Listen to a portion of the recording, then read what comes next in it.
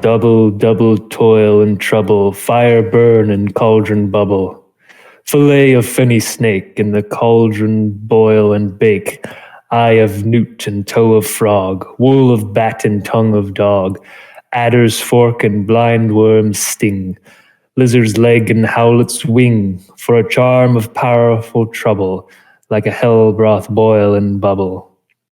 Double, double, toil and trouble, fire burn and cauldron bubble. Cool it with a baboon's blood, then the charm is firm and good. And that's how KFC is made. Ba-da-ba-ba-da-ba. Eat your oatmeal. Welcome to the Happy pod, Halloween. Happy Halloween. Happy Spook Day. It's first spooky. Actually, this is Halloween Eve that we're recording this on, so I mean, it's technically not after Halloween yet, so like, Yeah. Maybe we should have waited after Halloween so I could have some actual Halloween stories to like tell. Are you doing anything for Halloween? No, but like something might happen. You never know. All right, well, fair enough. Yeah, it's the 30th of October. It's like 8 o'clock at night. Perfect time for like spooky ghost stories. Do you guys have like a campfire spooky story? I'm a non-believer, so In what, campfires? yeah, I don't believe they exist. I think the Cub Scouts are all lying. They make the little hot, not the big hot. I believe in the big hot in the sky. Rayquan the Sun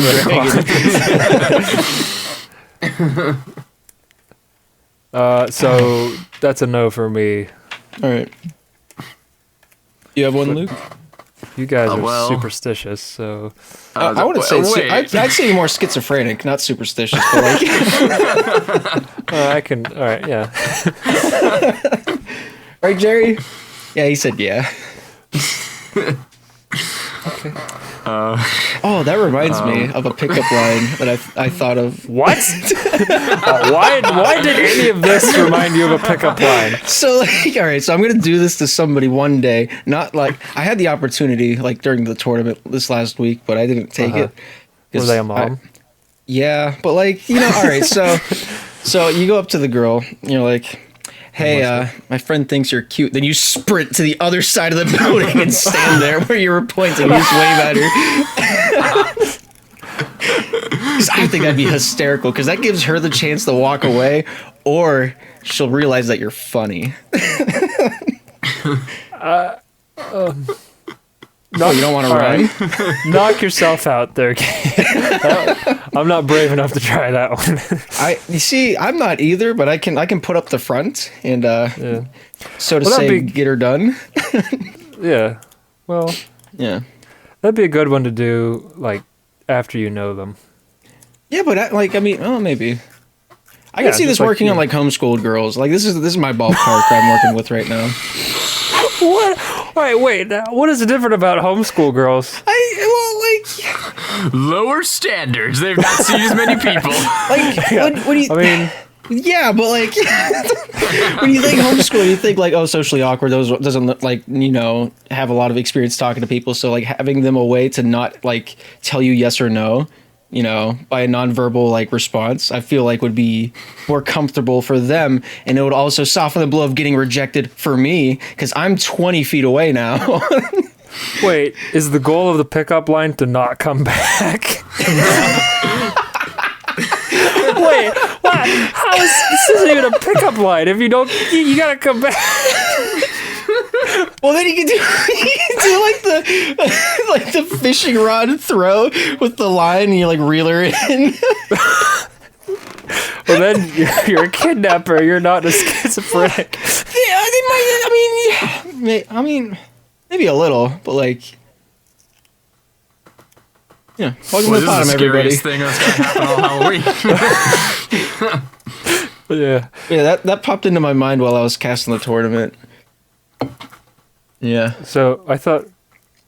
So was there someone there that you could see yourself wanting to ask out?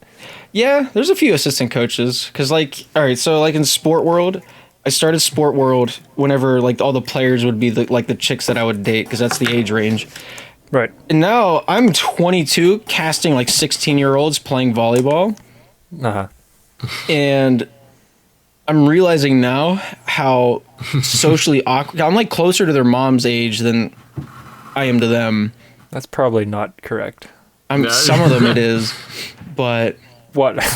Okay, whatever. Go on. some of them, like now it's just like I'm the same age as like the assistant coaches because like I recognize all their names on like the roster sheets. Like, oh, I remember Alyssa back when she played in like high school. I was in high school. And then like some of the coaches that are coaching now are also the same age as me. So that's the demographic I'm shooting for, and I don't know how to hit it. But I mean, they might know how to do taxes if they're assistant coaches. So yeah, exactly. See, paperwork, knowledgeable. You know, that's all. that's a win. I mean, if they know how to do taxes, they can help me evade it, and that's my end goal. Although I'm proud of you. I don't really do tax evasion. I just don't do my taxes. Oh, Like the third time we've said this on the podcast. As Drake has said, I'm too turned up to do that. what does that even mean? That's actually a song lyric. I haven't done my taxes. I'm too turned up. What? It's in one of All his right. songs. And I remember as soon as it released, I saw a TikTok of like Drake's lawyer listening to the song sweating. He just confessed to it. I don't know what to do now. I have no idea what it means because that's like it was like a month-long term that it hit its peak. And Drake threw it in a song. That reminds me of a Key and Peele bit I watched where the rapper like confesses to this really grisly murder like on his album, yeah. but they can't arrest him for it because it's just artistic expression. Yeah. Oh, It's a really funny sketch. I wonder. I don't You want to know what's I'm gonna- funnier? know. Maybe. 25. Luke. Now, Kanye, in one of his songs recently, Oh boy. he was praising God for saving him from a car crash so he could go beat up Pete Davidson. He's like, it's all coming together in my mind. God saved me when I was umpteen years old, whenever I almost died, so I could just beat this man to a pulp. You know, guys, I'm gonna say it. Oh, don't say it. I think Kanye's a little strange. Oh, really? What brought you to that conclusion? You know, just every once in a while I hear something about that guy. Oh, you mean go, You mean going DEFCON 3 on the Jews? I saw a headline for that. What did he say? He said, I'm going to go DEFCON 3 on the Jews. What do you mean? That's all the context you need. He said that? Yeah, He actually said this, yes. yeah. In an interview, Why? I couldn't tell you. I assume there's somebody in Adidas that has like Jews in their hierarchy towards the upper side of it. That's the only thing I could gather from it. Later in an interview, he said that Adidas can't do nothing to me. I'm too famous or something along the lines of that. And as soon as that press conference like went around the circulation a little bit, Adidas announced that they're stopping all Yeezy brand production. Yeah, they were And like, so, lol, bye. Yeah, exactly. That's exactly the response. And so now, whenever their patent expires, I think he's going to go to some other brand or make his own shoe brand. But that's his later escapade. Yeah. That's this week on Kanye News. Do you guys think he's actually a Trump supporter, or is he just crazy? I don't know.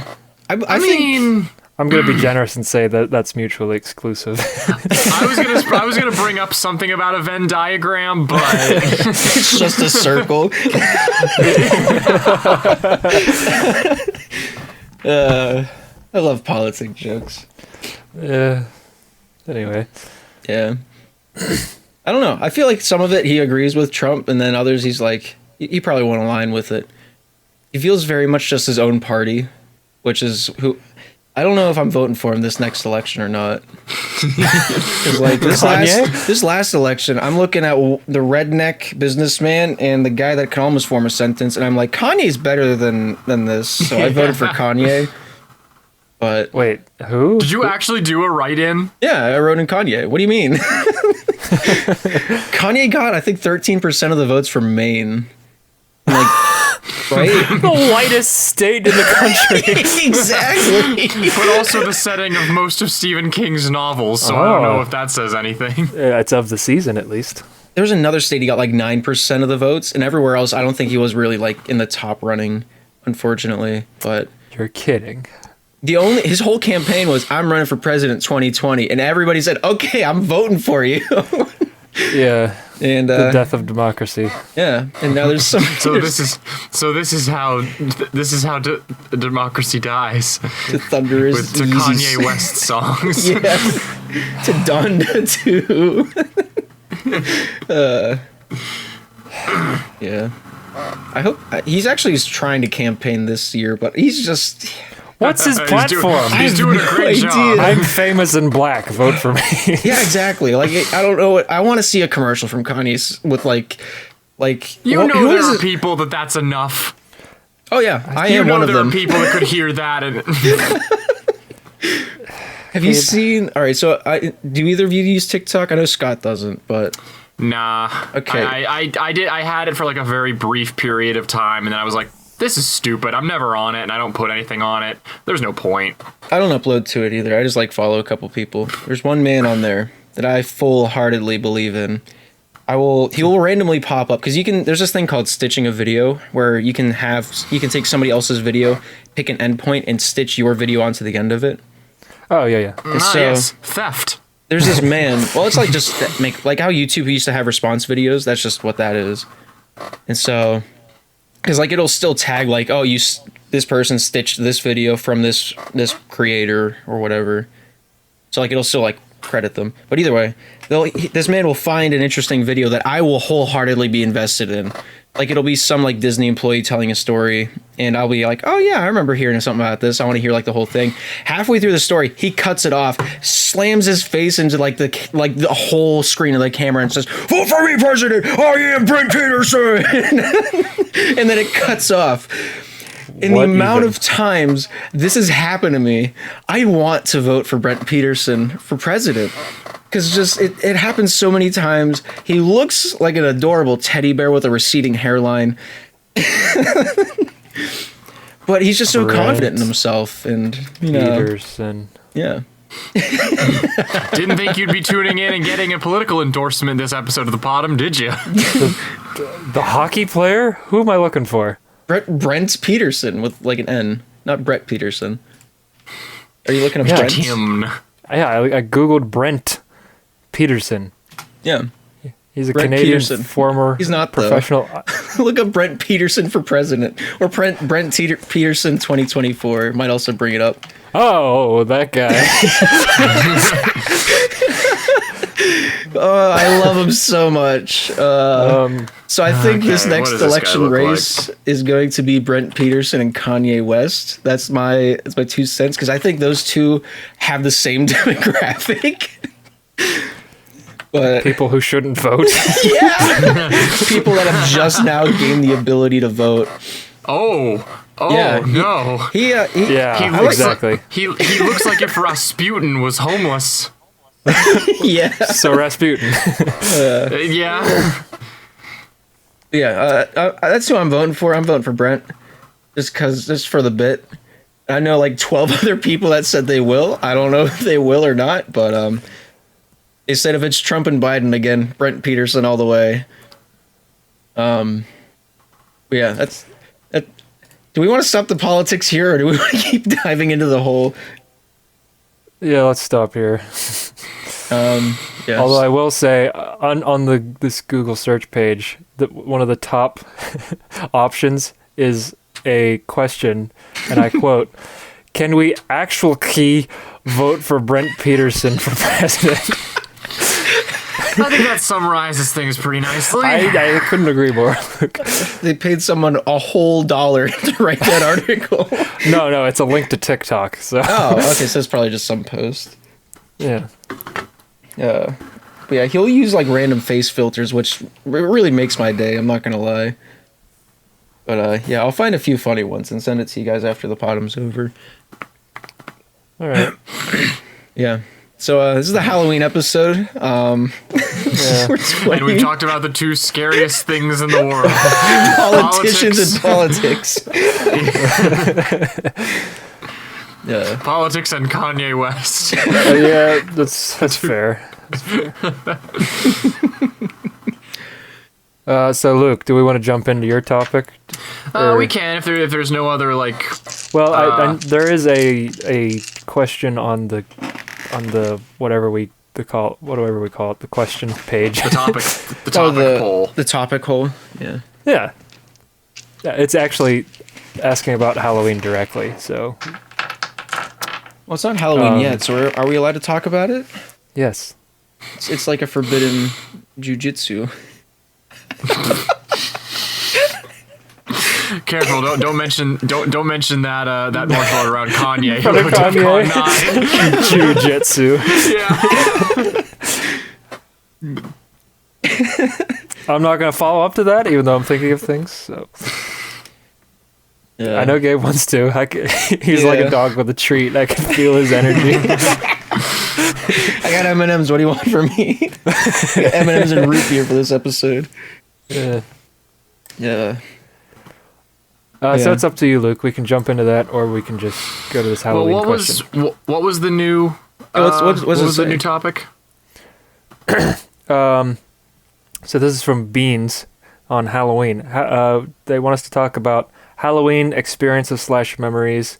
Also on opinion on if it's harmless / harmful in and of itself, and then they want us to go into a candy discussion. Oh, like what the best candy is? Good versus bad candy is how they phrase it. I feel like Tim Hawkins summarized this well enough. I feel old saying that because that came out in like 2008. I'm realizing. God, that was the Insanitized special. Yes. Yeah. I found that DVD while I was cleaning out my room the other day. I'm like, wow. Do you guys remember? Why would someone make a popcorn ball and give it to a kid? I've been on this escapade for literal years now. Where is the Push Pull Pop Pow DVD? Does it exist? Does it not exist? Yeah, I own it. Yeah, Scott owns one. Why isn't it on the internet anywhere?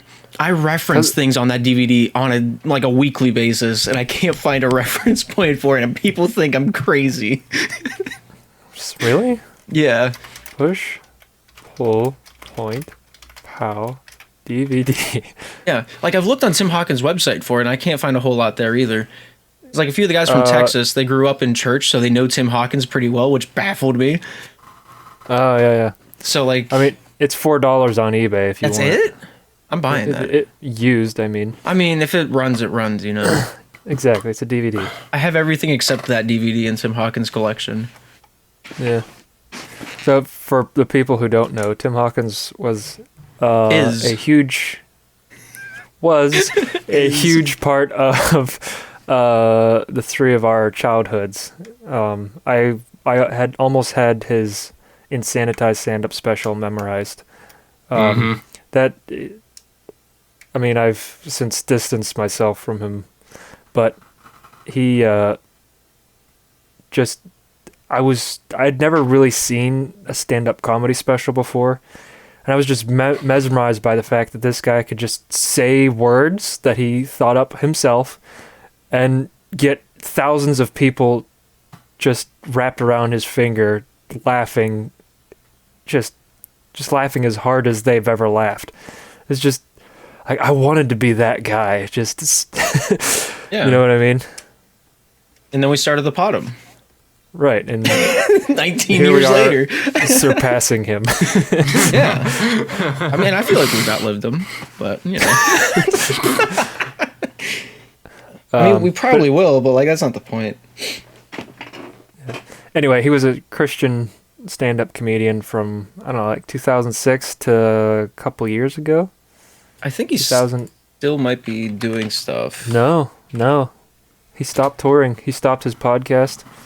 Oh, he looks so old now. Does He's he? 54. Tim. Let me see if no, he's still on tour.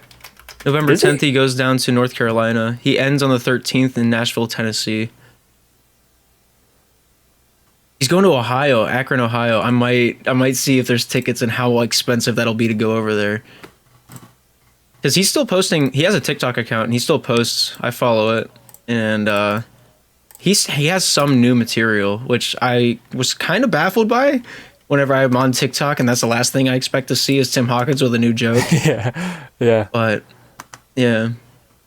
Why does he look like the love child Yeah. of Alex Jones and Kid Rock? Kid Rock, that's who it was. There's no way this has to be Photoshopped. There's no way the Tim Hawkins podcast thumbnail looks wild. Am I wrong? Is that not what he looks like? No, that's pretty good. So accurate. Man. Yeah. I didn't know you had a podcast. All right, so I'm getting a little sidetracked. Are we talking about Halloween? Yeah, we're talking about Halloween, and we were talking about candy. Halloween candy. Yeah. Oh yeah. All right. Well, let's start easy. Best candy. Crunch. Crunch. I freaking love Crunch bars, dude. You know. So how long have you been in Al Qaeda? How long have you hated happiness? Can we start there? I don't know what it is. I don't know what it is. If it's the kind of chocolate that they coat the rice with, or like the texture of it. But it is so good. I love it. So you like the Rice Krispies inside? Yeah, I could get on board with that. Second, maybe only to Tootsie Rolls, in my opinion. What? All right, That's basically chocolate medicine. Tootsie Rolls are disgusting. the flavored Tootsie Rolls might be my favorite though. What? Because those Flavored ones are pretty good. They But smack. I'm talking just chocolate? like the general chocolate ones. Yeah, Like I said, I do like the flavored ones. I remember back whenever my dad would go to Trader Joe's for a part, like working on the house, Yeah. he would get me the long, like thick bar of Tootsie Roll. And that was like the best day of the week. I can't stand them now, but anytime my grandparents would take me to a Cracker Barrel, I would get one of those. right? Because they sell the really long ones at Cracker Barrel. Yeah, they're like a foot long, yes. like a few inches thick in both directions. Oh, they're awesome. Oh, those are so good. It lasted a while, which was probably why my dad bought it for me. But Yeah. neither here nor there. That made my week whenever I was a kid. But like now I have to like think about brushing my teeth more. Because like now if they fall out, they don't come back. So like Fair. so like the popcorn ball is risen above the bottom of the barrel. I don't know. I don't really have a favorite. I'm not a big sweets guy.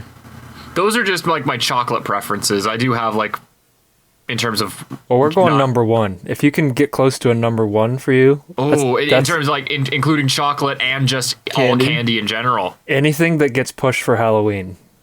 Well, I don't know then. I don't know what gets pushed for Halloween anymore.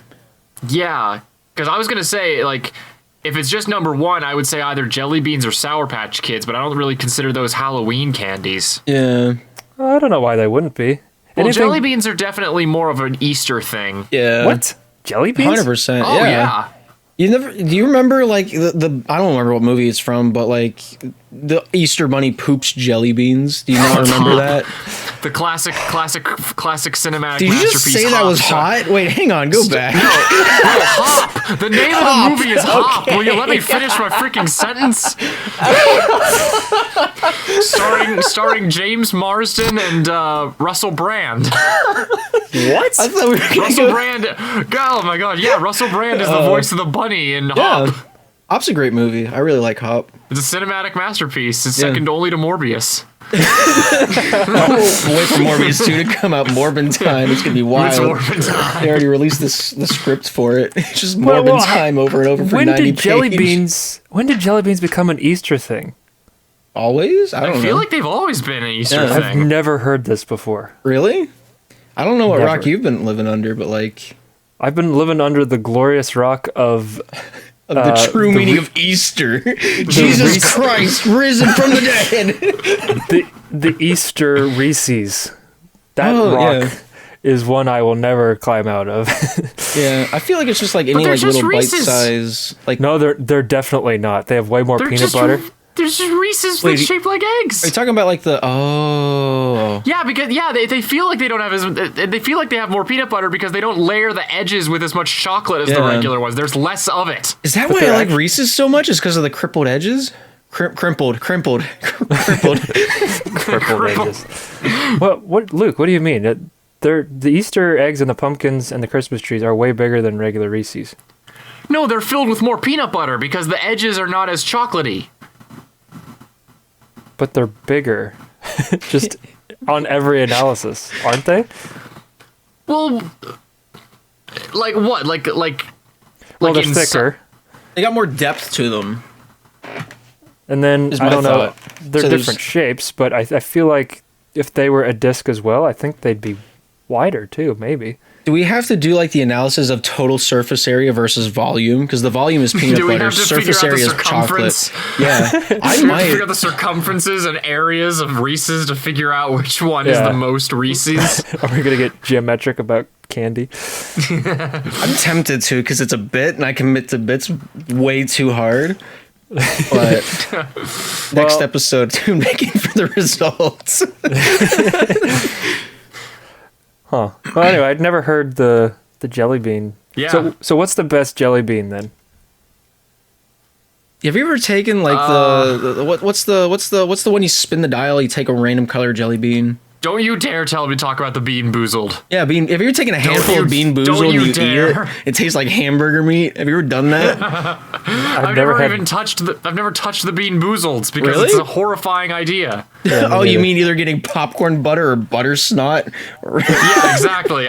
Exactly. Why would I subject myself or ice to this? cream? Like it's not. It's the same reason I don't like the cinnamon jelly beans. Oh, you mean like the hot tamales?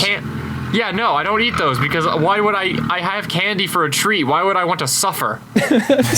Same reason people will buy more hot sauce. I don't know. I'm white. I think mayonnaise is spicy. But there's a difference between going into a meal knowing it's hot and having candy and not expecting it to be hot. Peanut butter and jelly gets to me sometimes too. That white bread,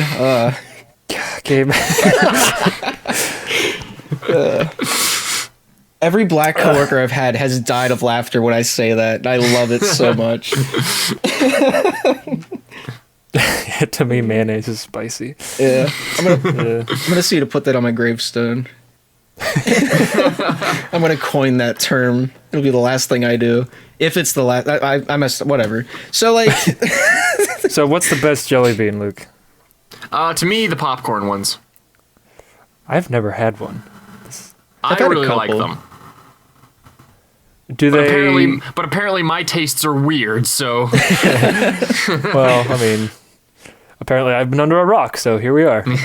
But so, do they actually taste like popcorn? Do they actually taste like popcorn? I think they do. Okay. Because that's what matters. Like, Banana Laffy Taffy does not taste like banana. It doesn't, but I like the flavor. Banana flavored anything doesn't taste like bananas. Yeah, exactly. I don't know Same with grapes. Now that you mentioned Laffy Taffy, that might be my favorite. Really? Because I don't have a Laffy Taffy flavor I don't like. I like if I have Laffy Taffy in front of me and I haven't had it in like a month, that's my go-to. I like to eat quickly, which kind of rules out Laffy Taffy, unless you just swallow it, I guess. Just like snort the whole thing down. Yeah. Swallow it like a horse pill. I don't know. Most favorite candy. The Sweet Tarts rope is pretty good for me. Like if I'm in a store and I'm going to buy something, I'm going to go with that because I know I like it. Meanwhile, there's like thousands of other candy that I could choose from that I've never had before. They're sour, right?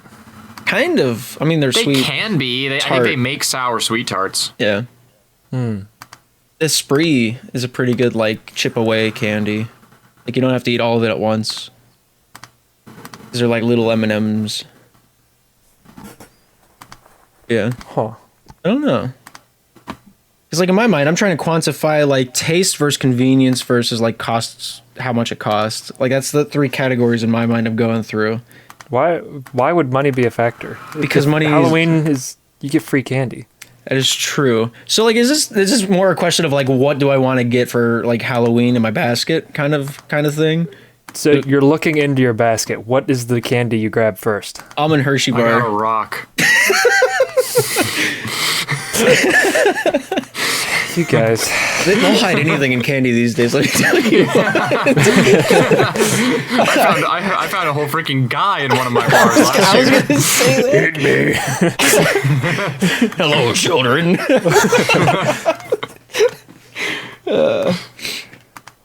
No, I feel like the houses that give out the whole chocolate bars are just, a gift from God, and normally like 85 years old, or just a mom that does her job way too well. She's on a whole nother mom level. Yeah. Because like you'd assume you're gonna get like those little like yellow bags of peanut M&Ms that have like 6 M&Ms in them. Yeah. That's just the default like loadout for Halloween candy. Right. But like, I mean, yeah, they're delicious, but like I do finish them before I get to the end of the sidewalk. yeah, like they hit the basket and they're almost gone already. right. I haven't even opened them yet.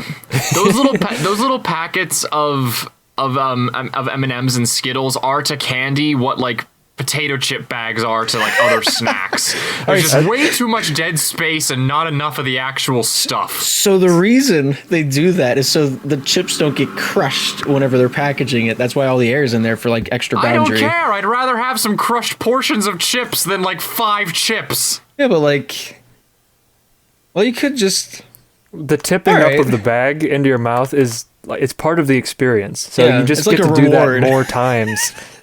If there's more crust. It's like the extra fries at the bottom of the McDonald's bag. Yeah, under the napkins. Yeah. Tim Hawkins again. Is that actually? I had no idea. Yeah, it is. Oh, it's not over yet. It's never over. That's what they make you. They make you believe it's over, but then it's not. That's called an encore. The extra fries at the bottom of the bag. The food encore. Yeah. Oh wait, there's more. Oh! So Luke goes popcorn jelly bean, which is very. What's the word? Interesting. Eclectic. Is that a word? Is that a real word? What is that? What do you think it means? It is. What do I think it means? Yes. Like diverse Come on, / English strange. teacher, teach us about words. You know what? I'm gonna smack you up. I'm gonna haunt you. I don't care what the real definition is. I just want to know why he wanted to use that word. All right. Because the point of language is conveying one idea to another brain cell. That's all it is. Well, you can't convince me otherwise. Why else would we talk? All right. To understand each other. That's exactly. The point of language. Same thing. It's not. Just different words. No, it's not. It's exactly the same. Just All different. right, let's move on. All right, Gabe, so your favorite candy.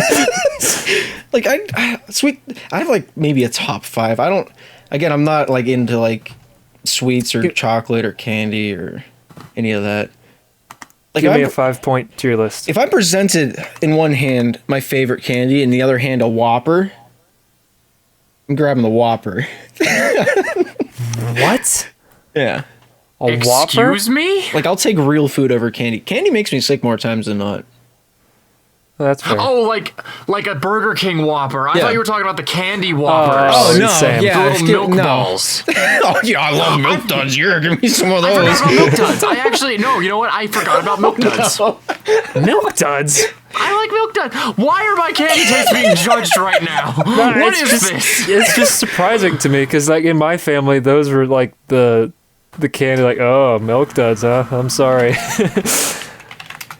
I mean, they were definitely a candy that I would get in my basket and I would eat them.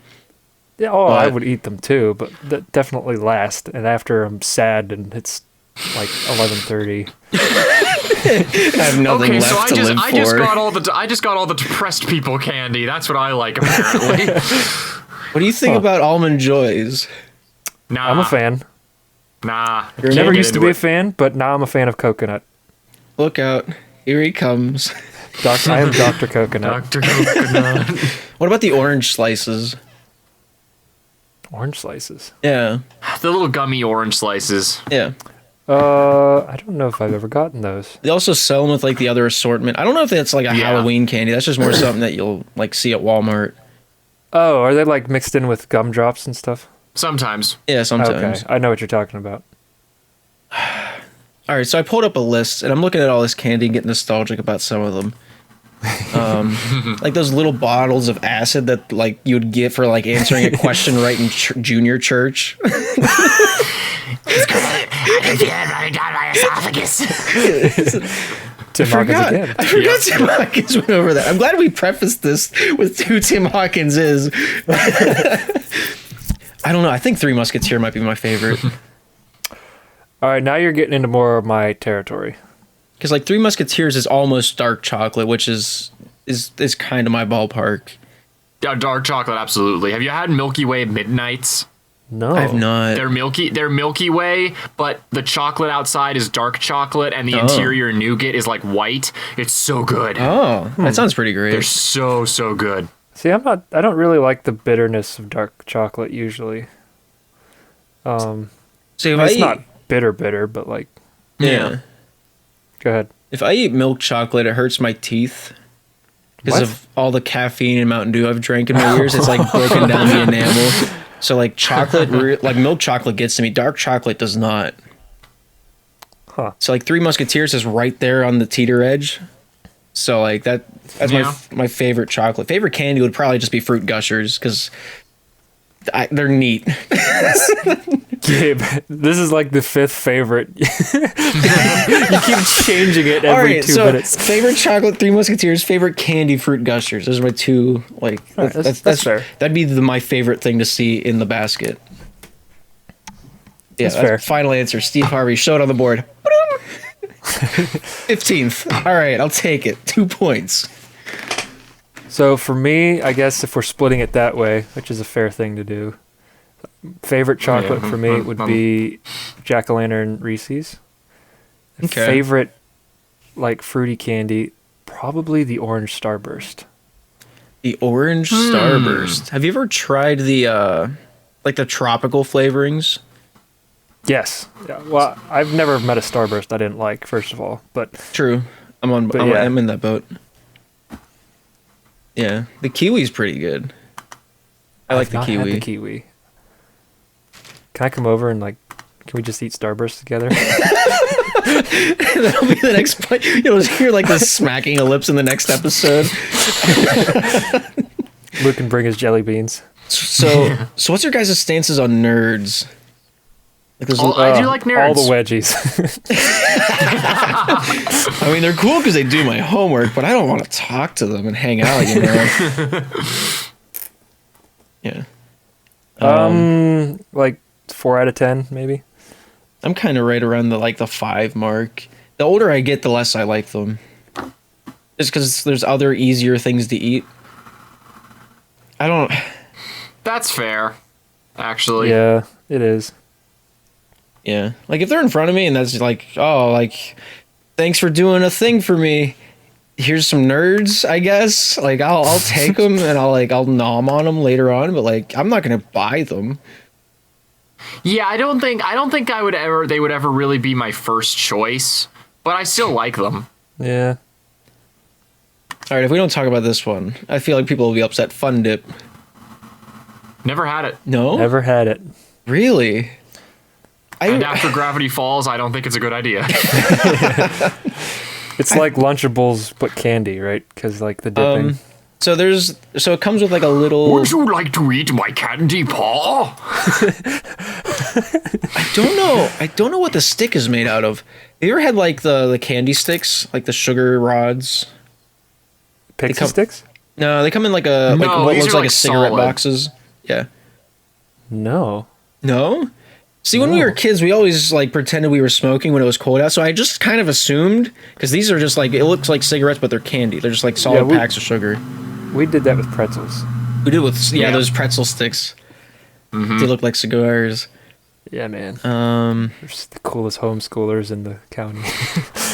So Fun Dip, essentially, there's 2 sides to the packet. There's one where like the stick is housed, And that's just like a little like rod of sugar that you lick and it gets it wet. Then you can stick it into like this basically powdery substance flavored to whatever the flavor is on the packet, and it'll stick to the rod. So you just like stick it in the pouch, bring it back out, you lick it off, then you put it back in the pouch, and you just cycle and repeat it like it's a spoon.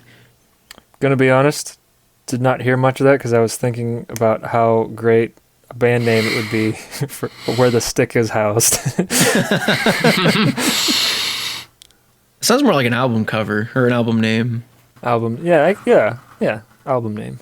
Yeah. Where the stick is housed, and there's like a picture of a dinosaur playing a guitar. Yeah, will be called the Sticklers. All the albums will be housed around a stick, where the stick is housed. See what I did there? All right, so like, Fun Dip was all right. It was messy though. Like if you give that to a kid and they pour the pouch, like they turn the pouch over, your carpet's ruined. You're never getting that back.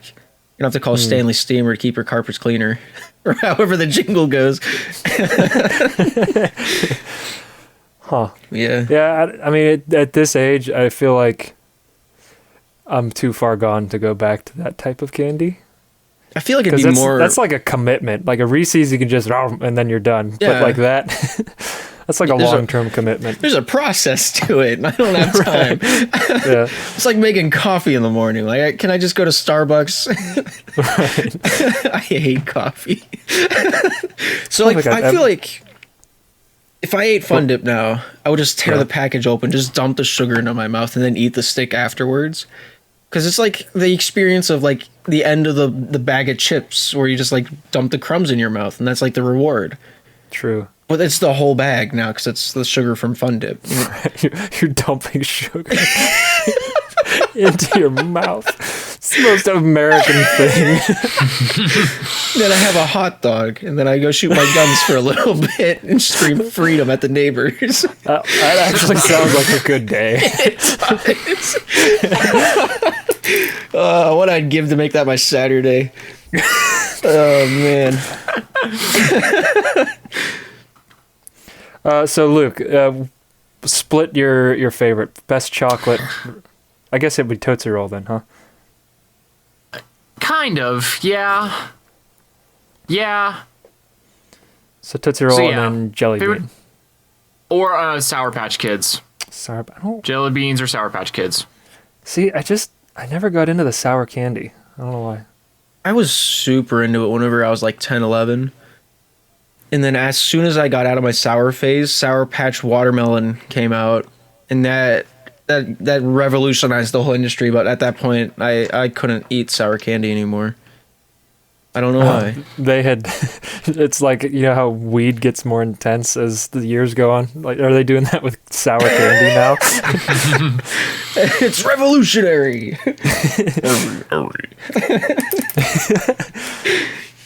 Like watermelon is my favorite artificial flavor. So as soon as I saw that come out, I'm like, man, what I'd give to be born in 1998. Or wait, no, that'd be the other way. 2002. Yeah. I want to be younger. That's where I was trying to get to. Right. Oh, Warheads are good. Warheads are pretty all right. More sour candy. Yeah, well, they're one of those, like, they start out very, very sour, but then as soon as you get the coating off, they're really, really sweet. Yeah. Huh. So you gotta, like, suffer a bit Luke. to, like, enjoy the ending.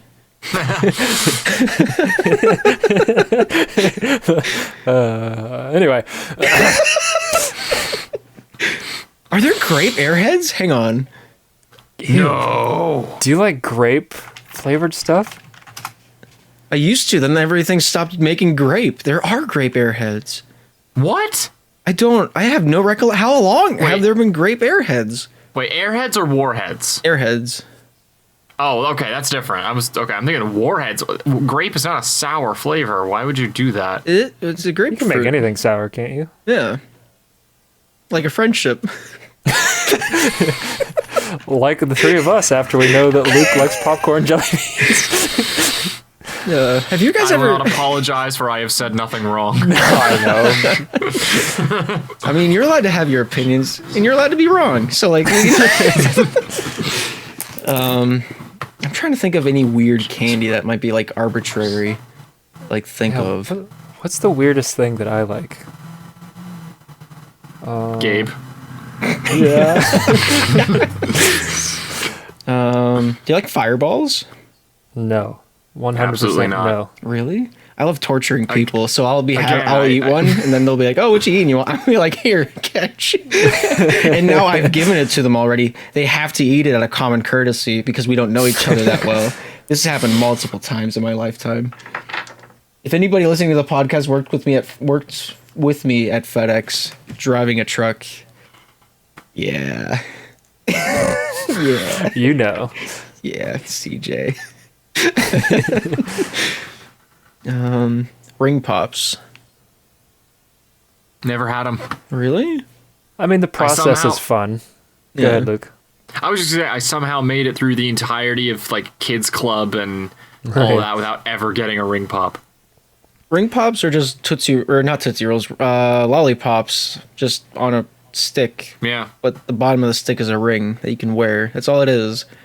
yeah. As long as you're between the ages of like 4 and 10, Well, you can wear it on a pinky. I got and it slender stops fingers. spitting. I've seen people propose yeah. with them. Was one of those people Deadpool by any chance? Yeah. Yeah. See, lollipops, ring pops, or whatever they're called, and then gobstoppers all fit into the category of I'm not patient enough to eat them. 'Cause Those those are are all lollipops? those are all waiting candy, and I no. I'd rather have a Kit Kat than a lollipop. What are you trying to say about Kit Kats? I'm saying they're better and easier to eat than, something that might break a tooth if I decide, you know what, I'm done with this. Do I want to wager my tooth dexterity versus the amount of time it's going to take for this to dissolve in my mouth? Tooth Dexterity. Another Yeah. great album name. Yeah. See, this topic actually carried the episode for the most part. Yeah. But do you guys have any, based off of this submission, do you guys have any Halloween experiences that you want to share? I had to convince middle schoolers that I graduated high school once. Why? There's not much to the story other than the last time I went trick-or-treating, me and my brother, we like branched off to go hit like the bigger houses because me and my parents walk slow. Like, because they had like a 12-year-old and a 14-year-old girl to like manage through. But me and Caleb, I don't think we graduated yet. But that's the plot line I was going down because I was 17 and it was my senior year or whatever. But me and him were going around doing whatever in Prospect. And so we were going back towards like the longer driveways where we'd jog up and down to make it faster. Because we would never go to those houses because the two little girls that are my sisters couldn't walk those long driveways and like make it manageable in order to like have an efficient route when Halloween hit. They were slow, is what you're trying to say. Yeah, they were slow, incredibly slow. Like I think grandma going to a bingo game, at least she has something to motivate her. So me and my brother like branch off, and like we're at the corner store. And these like three kids like, from like the gremlin shadows of the side of the store are like, hey. And I like look over and I'm like, what are they on about? And Caleb already he walks past me and goes over to them. I'm like, oh, I guess we're coming into this now. So we go over there. There's like a chubby kid and two girls. And they're like, hey, are you guys good kids? And I'm like, good. What do you mean good kids? Like, do you guys say swears like crap and poopy? And I'm like, oh my gosh, they're 9. I'm like, I don't believe this is real. Did this happen? This is a real story, I swear. I can verify. This is the second time I've heard this story, and yes, this is real.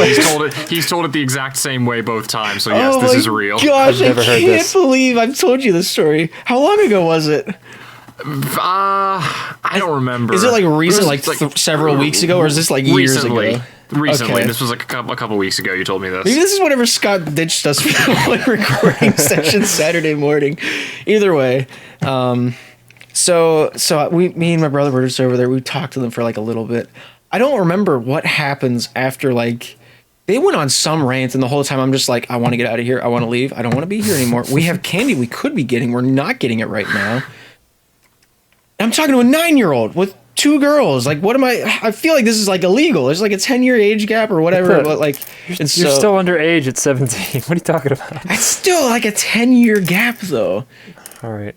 Like, I don't feel like being under 18 and over 18 is like a good judgment of like age gap in like what is allowed and what is not. That's always been my stance, because like I've always been like, all right, 2 years within my age, that's my range. And the older I've gotten, the more like, if they're 35, they can do taxes. Anyway, we'll leave that one there.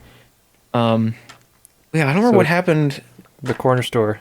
Yeah, we were at the corner store. We talked to them for like a little bit, and turns out they went to the, I don't remember what middle school it was, but they went to middle school, and they're like, so what school do you guys go to? And immediately I'm like, I can't tell them I'm homeschooled. I can't deal with this right now. That's a whole plot line to go down.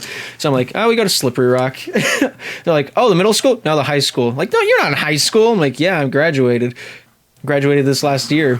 Or I graduated this year. I don't remember which one I said. And they're like, no, there's no way you're that old. I'm like, yeah. Because like my voice didn't drop until like, it's still in the process of dropping right now. Like, you go to like a year ago, my voice is way higher than what it is right now. Sure. But I mean, so male voice does not fully mature till 35, is what my voice teacher told me. Oh, really? I didn't know that. Yeah. It's like how your brain never fully develops until you're 25. Is this it for me then? It's all downhill from here. Well, that's like one of the biggest pullers that they talk about whenever they talk about like the no nicotine until you're blah blah blah, or alcohol until you're blah blah blah. They always bring that statistic up, which I don't know if it's true or not, but like, yeah. Yeah, Slippery Rock High School.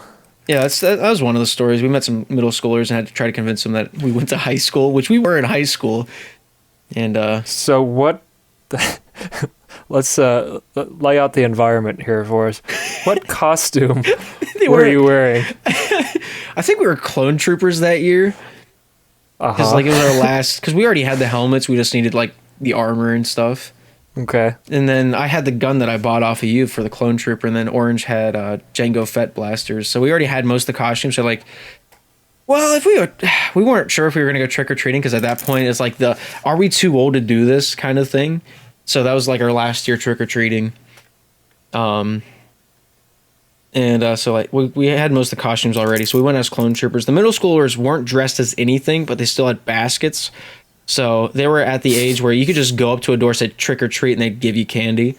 Yeah, they're dressed as a middle schooler. Yeah, because they're 9. I remember one year I went trick or treating as just my soccer uniform. Because once again, already had the stuff. I'm just a soccer player. Got the shin guards, got the cleats, everything. And yeah, two of my teammates I saw out there dressed the same, and it made me chuckle a little bit. Garrett and Brian out there in their little uniforms picking up candy. Yeah, Prospect's not a big town. Prospect probably has maybe 300 people in it. No more than 1,000. It's quite small. I don't know what the stats are, but yeah. Yeah. It doesn't. Do you think if I Google it'll pop up? Well, Prospect, PA, yeah. Prospect, 1,099. It's actually 1,100 now. One of my friends had a baby. That feels weird to say, man. Yeah. So town of 1,100 people. I mean, it's the kind of town that you drive into and you've already driven out of it whenever. Yeah. They just put in a "You're now leaving Prospect" sign the other week. I just now noticed that. We've never had one of those before because of how small it is. You can throw a rock and hit the other side of town. Right. But anyway, Luke, what was Halloween like for you? Non-existent. We hid in the basement. My parents were incredibly anti-Halloween. All right, cool. So, Gabe, do you have any... I got a few more. Like, none of them are cool because I never went, like, trick-or-treating with friends. Like, if you ask a public schooler trick-or-treat stories, they'd have, like, a ballpark. It's totally different. It like, is. My mom was afraid of, I don't know, somebody putting a razor blade in an apple and, like, eat it. Yeah. Just yeah, so basically, well, to be fair, if you're going to a house where someone's handing out apples, you should be aware of them regardless of whether or not there's anything in the apple. all right, that's fair. I think it'd be more worrying if they're handing out ketchup packets. It's like, it's like a step farther of like, I don't care what did I have in the pantry. I mean, at least apples are like, they're like, oh, let's have something healthy. You're gonna be eating candy all week, you know. I could see me handing out a mayonnaise packet from Arby's. I don't know, man. That's too spicy for me. I'd give it back. Yeah. But yeah, Halloween for me was we dressed up, drove to the neighbors. They talked while we kind of sat in the car and ate what little candy they gave us. Yep. Then we drove 20 minutes to my grandparents, and my parents talked for an hour while we just kind of hung out in the kitchen. That was trick-or-treating for me. I mean, that was the first half of mine. Then we'd actually go out whichever town. Like, I think we went trick-or-treating West Sunbury once, and after that we always went to Prospect because that's where my dad's family lives. Yeah, we'd go to my one grandparents and my other grandparents, and then by that time we would time it out. That's when trick-or-treating hours started in Prospect, which I don't know what they are this year. I just remember every year on Halloween it was like sub 20, and if you had like anything that was light clothing, your costume was covered up by a winter jacket. Because like I think Cassandra went, my younger sister, but she's oldest of the two. She went as like a ballet dancer one year with snow pants on because it snowed that year. Yeah, that's the thing about trick-or-treating. I mean, it's great if you're going as like an Eskimo or like, I don't know, Dracula from the 80s because like you got layers to work with. Or if you're Freddie Mercury with like 4 layers of fox fur. Yeah. That would work. Or as like Sam Elliott, you could like work the mustache up and exaggerate it for more like warmth. I don't want to think about the logistics of that. Yeah, I mean, like it's just. I feel like if they push it back to September, it'd be much more enjoyable. But then you got to worry about Christmas stuff coming out even earlier. Yeah. But so the cruelest irony to me of all this is that Luke is the one that enjoys dressing up the most, and he's the one that did not go. Makes you savor it more. Probably why I enjoy it so much in my adulthood is because it was all repressed and I didn't get to have those experiences when I was younger, so I'm like making up for it now. Yeah. I don't know, let's be fair. I mean, you were the one that came with a cape to gym class, so... Also true. That's because my mom wouldn't let me, all right? There would have been 2 of us. Yeah. My mom, I remember one year me and Caleb went as like Jedi, so I have Jedi robes still that are like go down to my knees now. Like those were cool years. I went as Obi-Wan, Orange went as Anakin. Nice. That was probably my favorite year. Yeah, good times. Really enjoyed my years trick-or-treating, but I think cosplaying is a lot of fun even still. Do you? Yeah, because like you get to look cool, like cooler than usual, and you get to represent like a character, like, you know, some characters really fit your physique. Those look awesome. Yeah. It gives you like God. It gives you like a different headspace whenever you have on like a different costume though. That is true. Like I really got into the year that I had the clone trooper armor and all that. Yeah, I wore that around the week before, week after, year after until it didn't fit anymore. Yeah. Yeah, I don't know. I didn't even make it to high school before I stopped because I felt too old for it. Yeah. It's just there's part of me that doesn't like. I like to feel in control of how I'm being perceived, like to like probably an unhealthy level. Yeah, I mean that's just part of being homeschooled, you know. Well, no, it's that not, little anxiety in the back of your head, you know. No, homeschoolers are not the only people with anxiety, Gabriel. Yeah, but like, I mean, I feel like if they took like a consensus and the homeschoolers would actually show up, like it would probably be well, more. they wouldn't because they'd be too shy. Yeah, exactly. They'd stay home. And how would you tell them? Send out an email, like link it onto the bottom of the Adventures in Odyssey like newsletter. Yeah, exactly. That'd be the only way. But for me, dressing up is it makes me. I feel like I'm perceived in a way that I can't control and I don't like. So I think I was 13, 12 or 13 when I stopped. I still went and got the candy, but like, I'm like, no, I'm not doing this dance for you. Yeah. I'm not dressing up as the slutty bumblebee again. All right, give me candy. Yeah. So Luke, will you probably let your kids trick or treat? Probably, yeah. Okay. I mean, Luke is the one who actually lived in town, so he actually had neighbors that didn't live a 1/10 of a mile away from my front door. Yeah, that's also true for me because like I lived out in the middle of nowhere till I was 17. Now I kind of have neighbors. Yeah, at the camper. Yeah, back in my grandpa's old property, Grandpa Snyder. He's the owner of the shotgun that Lance uses. Yeah. That's what people know him by. I want to find a way to incorporate him into a Lance video, but I can't figure anything out. So, since you guys like to dress up, what are like this? How do I say this? What are the stipulations for a costume being a good costume? All right, what do you think? All right, never mind. I got the gist of it. So what makes a costume good? I don't know. That's a great question. To me, I'd say one, I think the most important thing is how it fits the wearer. True. That's fair. Because if I like dress up as Jabba the Hutt, it's a little like, well, you could probably make that work. I don't know. Well, do you really want to say to someone overweight, like, oh, it fits you? Well, that's not even what I mean. I mean, like you can be like you could have an overweight person cosplaying as like Batman. Like, that's fine if the costume like is fitted and like they wear it in a way that it complements their body type, but still like looks good. Yeah.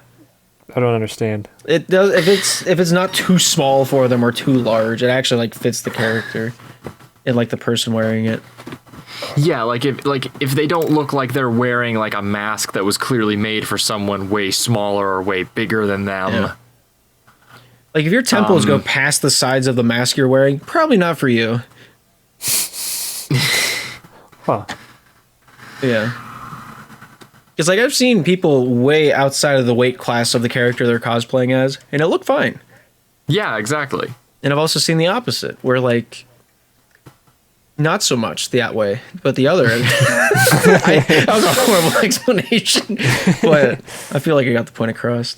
What I like looking for with costumes is how much of like a personal touch does the person add.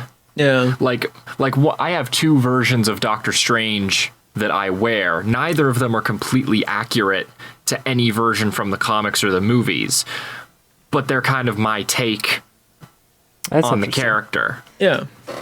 Take creative license to try and improve it. Yeah, exactly. So that's kind of the top tier in my book for like Halloween costume is creativity. Yes. Because like I've seen some parents that go all out and like make their kid like this amazing like robot costume, or I saw one where it was like the man was being abducted by like a UFO and an alien, like that cracks me up. Yeah. Which those ones they don't probably make them themselves. They probably just buy them off Walmart or whatever. But either way, that's an awesome costume.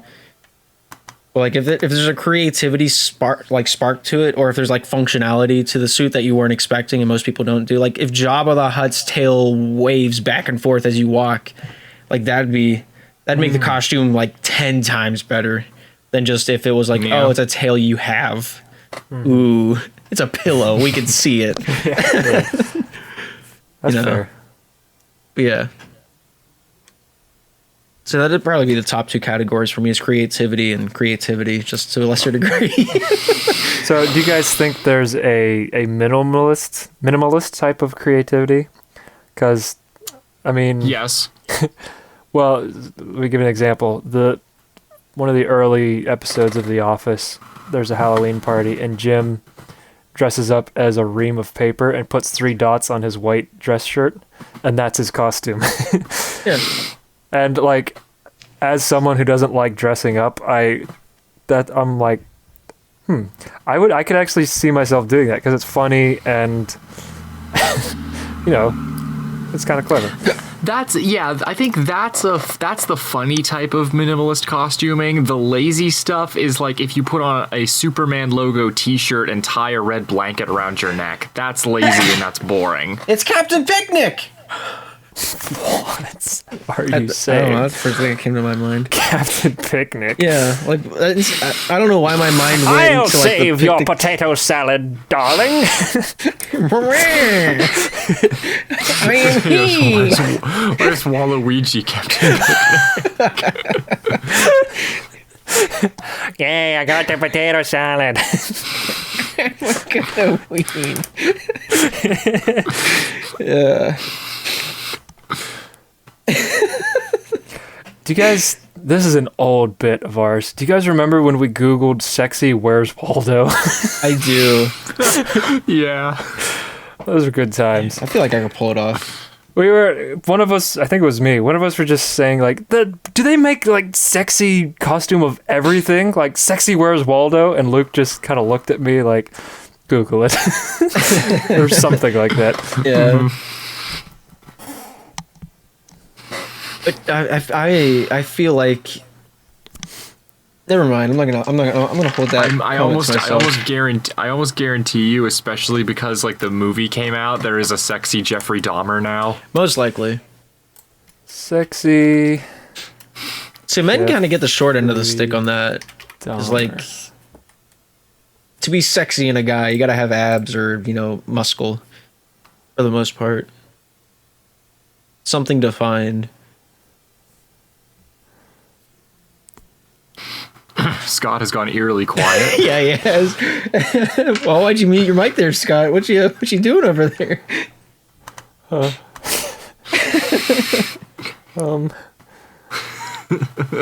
have you found?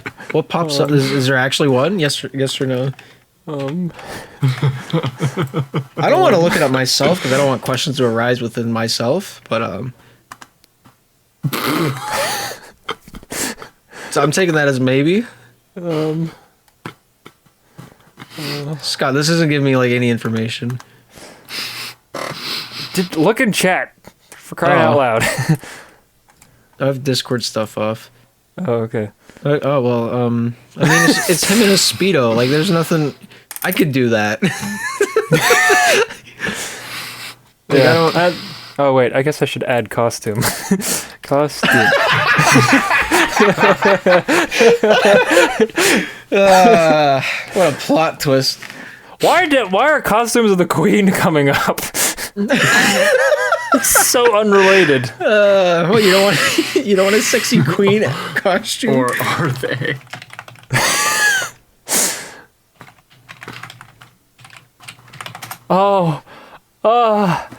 No, I did not want to see the sexy Tigger.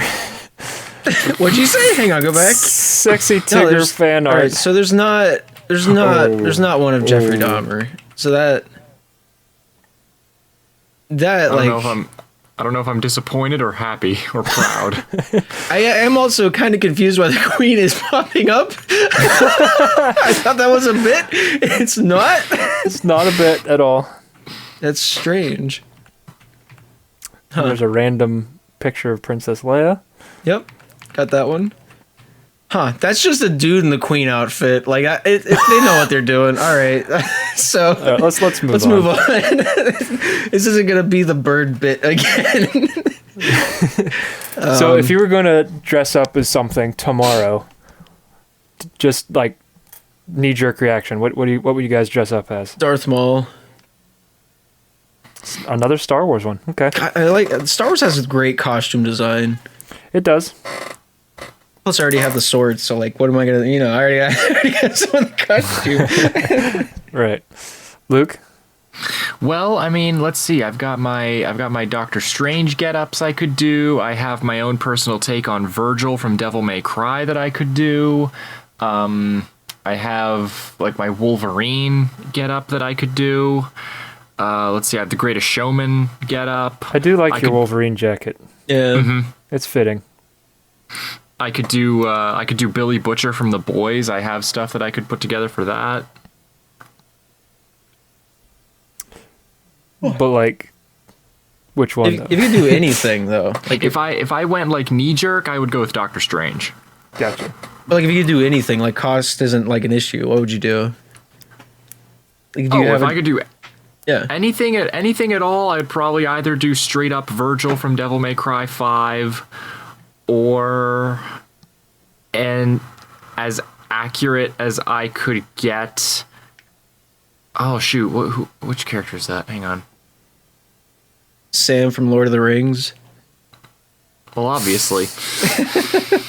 I would pick Galadriel. I'd be Galadriel. A fully Dude, accurate, be so hot. Right? a fully accurate Sauron would be pretty cool, actually. Right? Oh man, that'd be such a complicated like costume to make, but it'd be so cool to have. Honestly, actually, no. You know what? If I'm going Lord of the Rings, I'm going the Witch King of Angmar. Oh, that's a good one. Which? Yeah, the Witch King of Angmar. Okay. I could not get the mouth of Sauron out of my head for some reason. I couldn't picture it. But yeah, the Witch King, he has a cool helmet. His helmet is cool. His sword is cool. Yeah. True. I am so sad that they cut it straight up igniting into flames from the movie. Yeah. Oh, I forgot about that. Yeah, I've not seen the extended edition of Return of the King.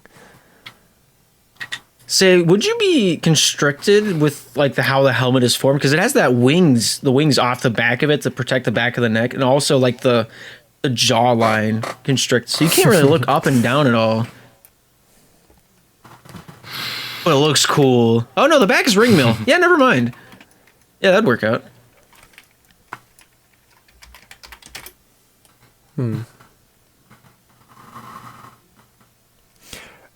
I don't usually care about clothes, as we've established, but they make very realistic looking Luke Bespin jackets. They look so cool.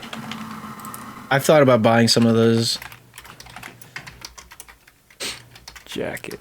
I mean, they're $200, but yeah, but still, like, it just looks like normal clothing that you can just grab, because it probably is. Well, given when the movie was made, it has that.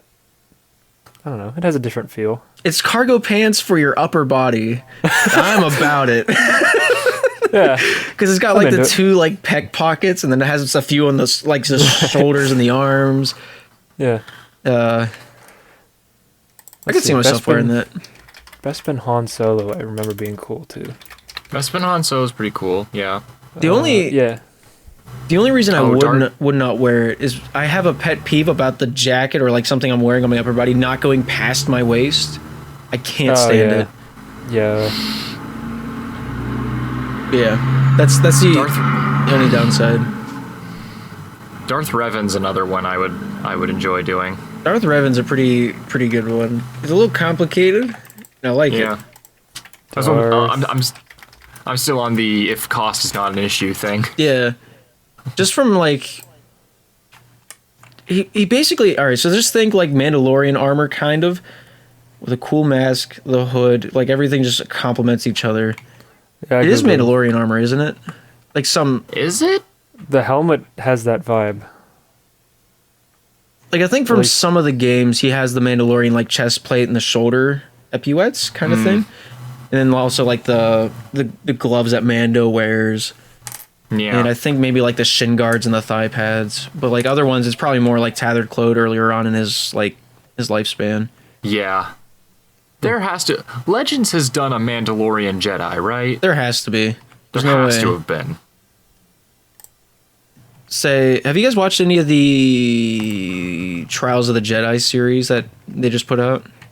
I didn't even know it came out until like a day ago, so I haven't seen any of it yet. I watched the first 3 episodes, and the first 2 are aggressively okay. Third one's pretty good.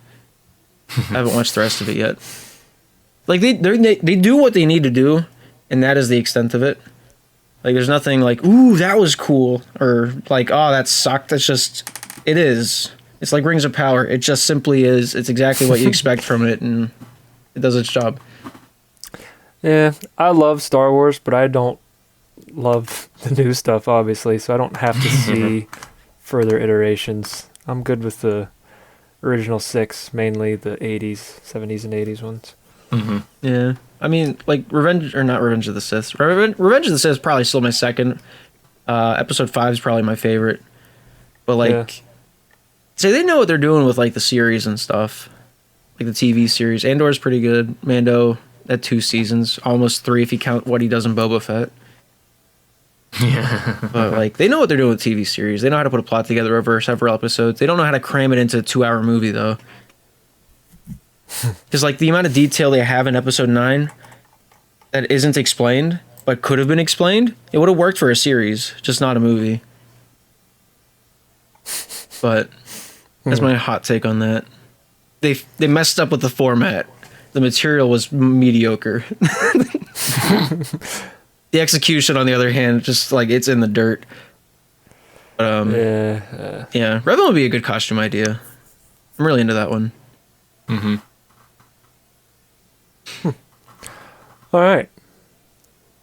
Yeah. So, do we have anything else on Halloween we want to go over? There's a few times that I got like strange things in my basket. Like, all right, so let's say I put these 2 options in front of you. One was a bottle of wine, that was kind of weird. I was 8. The other one was a block of cheese. Hang on, let me think about this. For a second. All right, hang on. I gotta figure out a way. Trick or treat, Karen just dumps, just upturns. She's half wasted at the door. Just like up into my jack-o'-lantern. This big one. I got 2. Just kept. What? I mean, you look trustworthy. You know, snitch on me. You want cheese? You want the other one, the liquid one, the more wet one. Which would a drunk woman really well. I played Mrs. Sanderson for like a year. I know how to do it. So, like, which one do you want to pick? Like, no, don't. My ear is already bleeding. Come on, like, Jesus. All right, that doesn't work at all. So, like, I mean, which if you were in that situation, like, which would you pick? Who are you talking to? I mean, you guys could be trick or treating together. Like, who's? Oh, dual wine or cheese. I'm into it. All right. So, Luke, I'm driving you around. I'm not dressed up, but how old are you guys? Hang on. I'm 24. Okay. Luke, how old do you want to be? I am also 24. Okay. All right. I had to think about how I'm gonna proceed with this. We can be younger if it's better for the story. Like in my mind, I had you guys as like 8 and 9. All right, yeah, I'm 8. I'm dressed. The only costume I remember having was commando. So I'm a commando, and Luke is like military 8. Commando. Yeah. Well, basically, I wore a hunting shirt and painted my face. Oh, I went a year like that. Yeah. Yeah. And Luke, what would you like to be? A Care Bear. Oh, great. I love this. I forgot I could be creative. It's wine or cheese. It's whatever you want it to be, except if it doesn't align with my agenda, then you can't do that. Oh, boy. All right, so the Karen's like, see, I got extras in the back. I mean... What about you, handsome? You look adorable. Like, hints at Luke. Like, which would you pick? I'm all out of Reese's Pieces. I got nothing left for you. It's the bottle or the block, man. I like cheese. Okay. okay. And she like puts the cheese into your basket and gives Scott the wine. And like she's like, I'm gonna go pass out now. She like slams the door. So you guys, there you are, standing on the side of a street. Small town, but not like super small. Like think like population of like 3,000 people in this area. Mm-hmm. You're on like one of the lesser dense streets. It's like starting to become night, so like kind of the end of the trick or treat hours. Mm-hmm. And so there you are on the street. You see the street lights like lighting the sidewalk in front of you as you walk back down off the porch. You can go back like the kind of the way you came off to the right, or you can continue like trying to hit new houses on the left until like people like shut their porch lights off and shoo you away.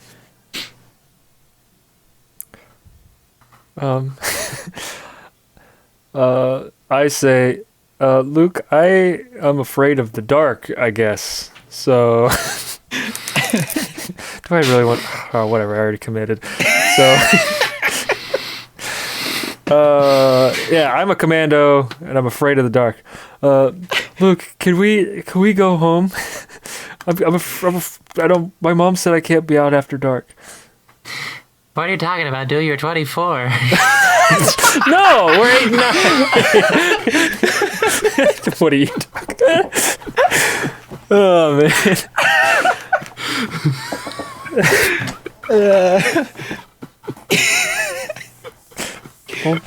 Don't do me like this.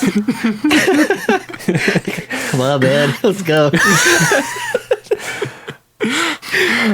Look, it's fine. See, my costume works. And I turn on the Care Bear stare light on my chest. You slap your stomach and it like lets out a little ripple, like boom, and now a light shines from your stomach. Your sunshine bear. That's what he does, I think.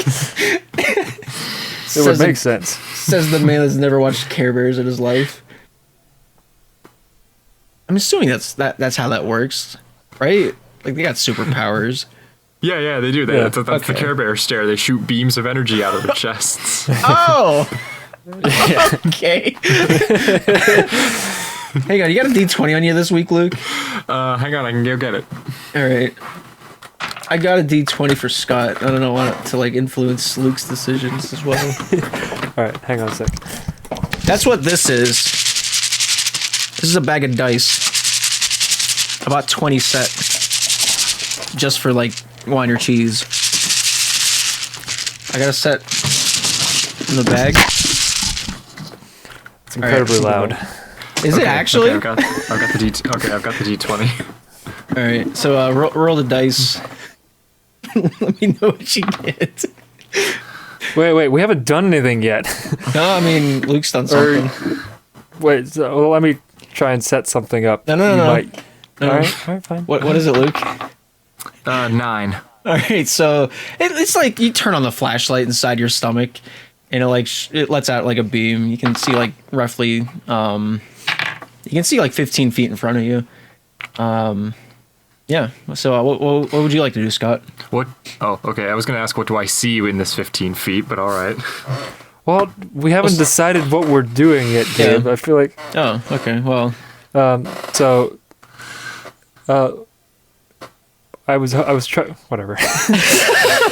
Well, the dice roll is just to see how strong the light was gonna be. Okay. Because if you rolled a 1, it was just gonna be like a dim glow from his stomach. But if it was 20, it was gonna be like fog lights. Yeah. All right, I'll try and set something up for you, Gabe. Thanks. All right, Luke. Well, I guess we can keep going since we have a flashlight. Wow, this feels very realistic for some reason. Well, hang on. Before we go much further, how much candy have we got? I don't know. My bucket's about 2/3 full. It's not. I ate it all. All right, you did. You're gonna take my candy from me twice? You ate like 1/3 of the candy. All right, you're not gonna get sick from it. Wait, I ate 1/3 of it, but it's all gone. It's not all gone. There's still some left, you know. I mean, you gotta like preserve like the fluids as you're going trick or treating. You can't like dehydrate yourself in the middle of it, even though it's candy. Now that I think about it, you're keeping the juices up. You're 8 years old. You can handle it. So you guys are standing at the entryway of this lady's property, like on the side of the street. A couple cars pass by while this happens. Wait a minute, how much candy do I have? More than Scott. Man. Yours is about 2/3 full. Scott's is about 1/3 full. They like you more. See, and you didn't the cute costumes get more of the candy. Shut up, man.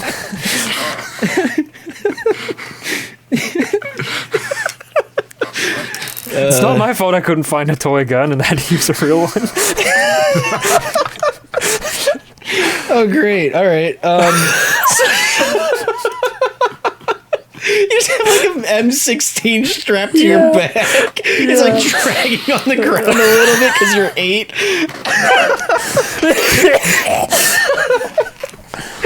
All right, so do you guys want to go like the direction you came, or do you want to keep trick-or-treating? No. Wait a minute, Luke. This is old Miss Tilly's house. I've heard bad things about her. Oh, with the bottle of wine in your hand? No, we left that house. You're at the doorstep of this lady's house. Yeah, you're at like the entryway of that lady's house. Oh, I thought you haven't gone anywhere yet. Oh, okay. All right. Going anywhere. Trying to set something up for you. We'll get there. I've actually got a glass of wine right now. Well, you're the one with the cheese, all right? So drive to Scott's house. So yeah, like, do you want to like continue venturing into the unknown or back the way you came? Well, what kind of things have you heard about Miss Tilly, Scott? Well, I've heard that last year. Do you remember Johnny Good? The guy that plays the guitar? Yeah. Yeah, wasn't his middle name Billy? Yeah, Johnny Billy Good. Well, you remember how all the teachers said he moved? He didn't move. Yeah, I was really bummed. He was my dodgeball buddy. I used to hide behind him when all the kids threw the dodgeballs. Well, he didn't move. Last Halloween, he tried to get candy from Mrs. Tilly's house, and can we go home? So what? Do you think she ate him? I don't want to think about it, Luke. Suddenly, lightning crackles, and you can see a silhouette of like a cabin up on the hillside. That's her place. So what you're telling me is the reason I keep getting pelted by dodgeballs in gym class now is because of that lady? Yes.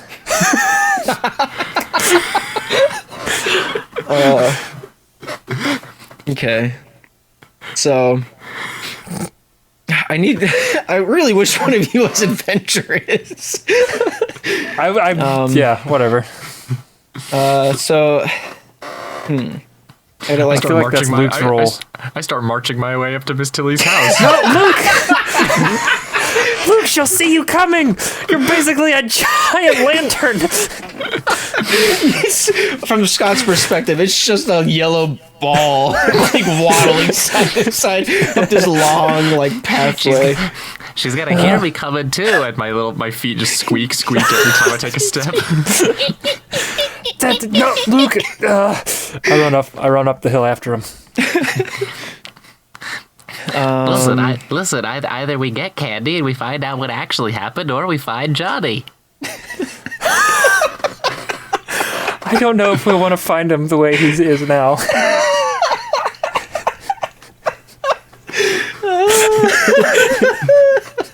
All right. So did you chase after Luke? Scott. I run up the hill after him. Oh yeah. Scott, look at me, Scott. What? I have a Care Bear and you have a gun. Between the two of us, we're basically invincible. You think I got bullets for this gun? Well, why do you have a gun if you... Well, maybe, but... I didn't check. Hang on. Oh, I forgot this was my uncle's gun. He never takes the bullets out. I don't even want to hold this anymore. Well, what do you well, you can't give it to me. What do you think I'm gonna do? Grab it with these little paws? This is your burden to bear, Scott. Which is funny because, wait, 'Cause Luke's a bear. Yeah. I'm afraid. Yes. It took you this long. Oh no! Now that everybody knows the end of the game, this is gonna be fun. I did Scott's not. eyes go bloodshot, and slowly backs away from Luke. No, that doesn't happen. We got a whole story to go through. I didn't think of that when I said I was a Care Bear. As soon as I got up to get the D20, I was like, wait a minute, I'm a bear in wire cheese. He's the one who wins. So if I find a way to never mind. all right, so if you start going up to the log cabin, you notice that it's made of earth and wood. And so as you get closer to it, you get to like the rickety porch of this log cabin. It's like Hansel and Gretel, but if it was written for vegans. All right. Go ahead, Luke. Gabe. No. I'm not going to spoil what you're doing. Go ahead. Okay.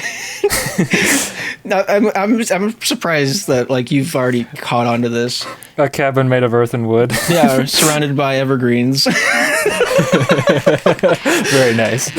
So you go up there, and you hear like strange twanging coming from inside.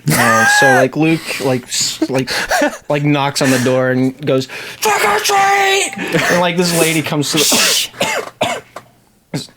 this lady comes, like you hear footsteps inside, like slowly getting closer and closer to the door. Luke, let's go home. Why? We haven't gotten any candy yet. The steps are getting closer and closer.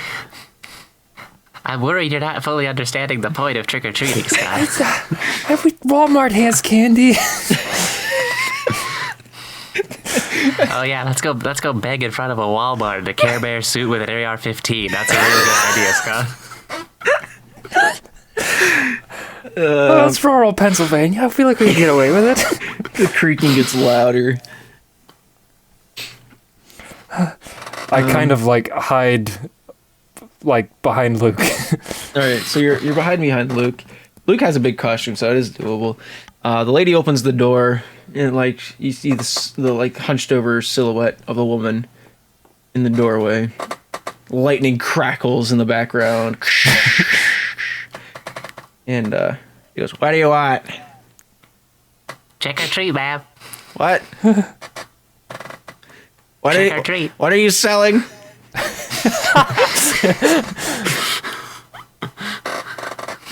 We're trick or treaters, ma'am. Oh, okay. She like walks back away from the door, and she comes back with some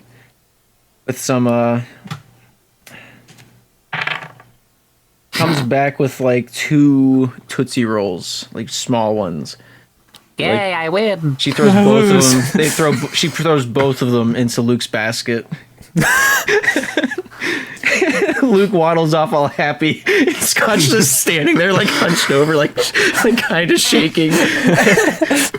There's 2 of you. Well, well, come inside. I'll see what I have.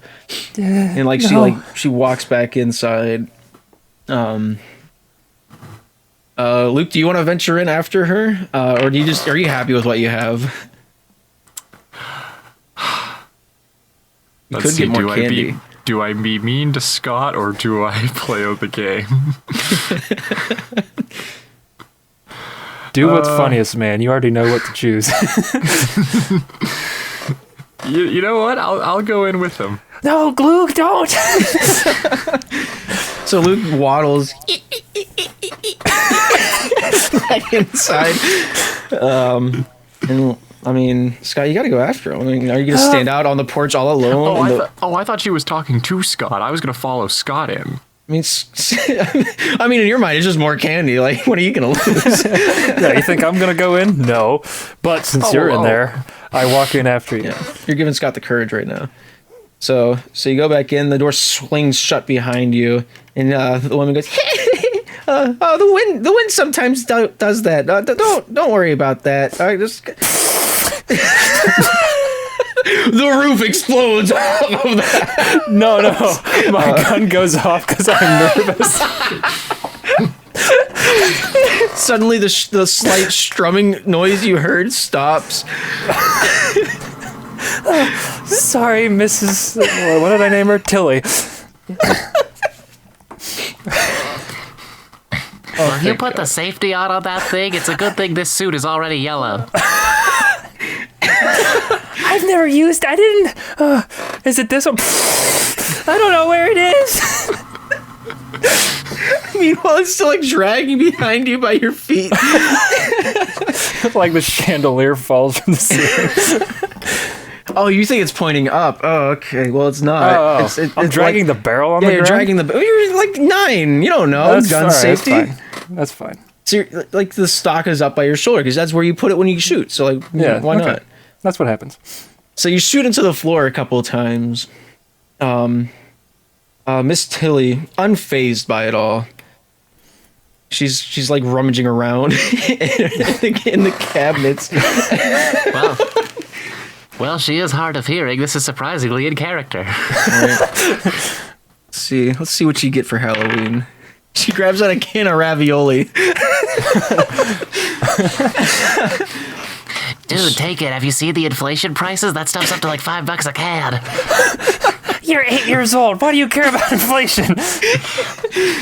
The one that sounds like a nerd. You're asking him why you care. Whatever.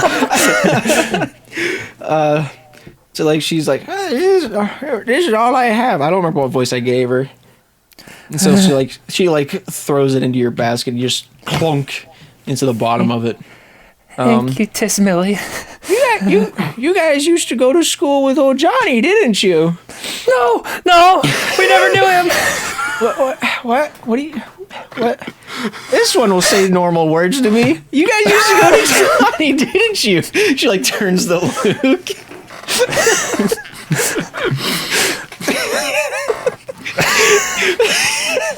The one with the gun is the most fragile. This is amazing. Yeah.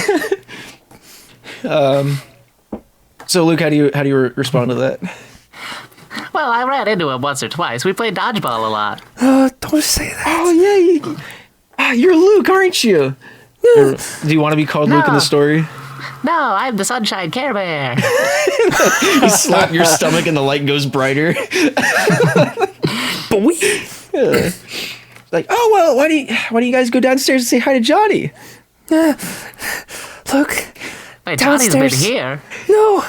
Why has Johnny been here? Downstairs. He moved away. Look. No, he's just we just started homeschooling him. Full circle. Like he said Wait a minute. He said he wasn't learning anything from school, so we started homeschooling him instead. Oh yeah, that's probably because of all the concussions he got from dodgeball. That makes sense.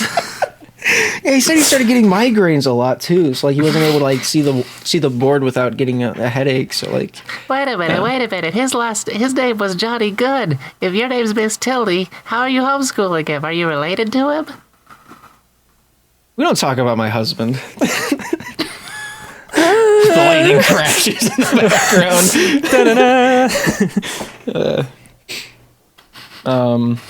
I look around. Are there any family photos? There's one on the wall of just Johnny, but that's basic. That's pretty much it. You guys are in the kitchen. I love the what's the word? The juxtaposition that the villain presumably is called Mr. Good. Yeah. All right, go on. So why did you guys go downstairs and say hi to Johnny while you guys are here? You haven't seen him in a while. Luke, just like in the movies, you go downstairs and you get killed. Let's get out of here. What do you mean? I gave you ravioli. It's true, Scott. She gave us ravioli. No. Wait, can Luke hear the narrator? No, that was her saying that. I forgot. I need to do a different voice. Oh. She did give you ravioli. That is the narrator in Scott's head. okay. There's that voice again! I'm schizophrenic. She like Luke, walks. the ball's in your court. She walks you guys over to like the living room and then like opens the door to go down to the basement. Like, hey, he's down there. He's been kind of lonely. It could do him some good to see some old friends. Standing right where I am, I go, "Hi, Johnny!" Hi, Johnny. I yelled out, "Hi, Johnny!" It's your old dodgeball buddy. Come on up, say hi, give your old friend a hug. It just echoes back to you. You know, in Sea of Thieves when your character glitched out in the legend area and you had like that shaky sound when you were holding the concertina. Yeah, that's the me chattering. holding the gun. Scott's in the doorway, almost ready to wet himself. But yeah, do you want to go down and say hi to Johnny? I yelled up for him to come to me. I'm staying right where I am. Oh, he didn't respond. Yeah, so why should I believe he's down there? Well, he lives here. How do I know? I mean, it's fair enough. Whatever. Luke, that was a wise decision, but you're ruining the story. I mean, you guys have seen horror movies before. I'm not going down there. Okay, fine. We'll play this like it's a character who's never seen a horror movie. Well, you probably haven't, to be honest. I walk through the doorway and I start going downstairs. Oh no! Scott like has to walk past Mrs. Tilden? Tilly. Mrs. Tilly. He has to like sidestep past Mrs. Tilly to follow Luke down the stairs. There's just lights on down there. It's not like pure darkness. Well, I have a flashlight anyway. True. I forgot about that. So you guys go inside. You go down to like the basement area, and Miss Tilly like follows you guys down. Like, yeah. I mean, that's his bedroom off to the left. Off to the right's like laundry room or whatever. Like Luke puts his hand on the door to open it. He looks back to Scott. Like, Scott, I can't turn the door handle. My paws are too non-malleable.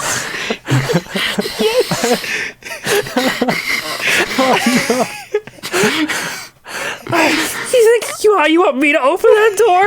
yes. Look, let's go home. Well, I'm not gonna use my mouth, am I? That's Roll for a dexterity check. Me or Scott? You. Okay. Scott's dexterity check was 1. I got 13. All right, so like you use your mouth and open the door. Okay. Scott's still like shaking behind you. You guys open the door and see that the lights are on. But you don't see Johnny anywhere. What else is in the room? You see an empty guitar case. The bed is made. Well, it's not. I don't think it's a guitar case, is it? It's like a whatever a gunny sack is. Because that's what Johnny B. Good always carried his guitar around with.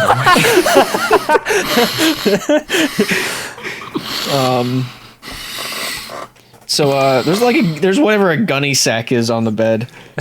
And that's pretty much it. Like there's it has one of the. He's just got a regular like whatever ceiling fan. No electronics in there other than like an amp that's on. And then a wire going back behind where like the door is with it, like as the door's like half open and the wire like runs back behind the door.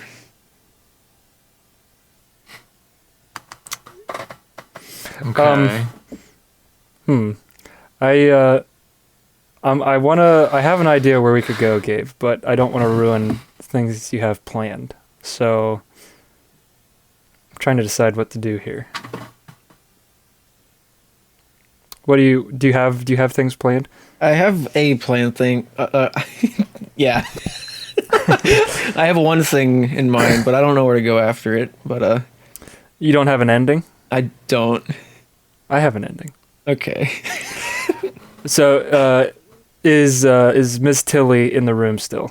She's like outside in the hallway. All right, so I whisper to Luke. Luke, I never told you what they said about Johnny Good. Oh no! Oh yeah, what they say, Scott? They said Miss Tilly was secretly a witch. She put a curse on him last Halloween that made him want to eat everything. I thought you were gonna say, "Oh my boy, oh my, what that little country boy could play." that's the first quote. No. In the song. No. Okay. And they say he's contagious. His obesity is contagious. No, his disease. Oh, You're welcome.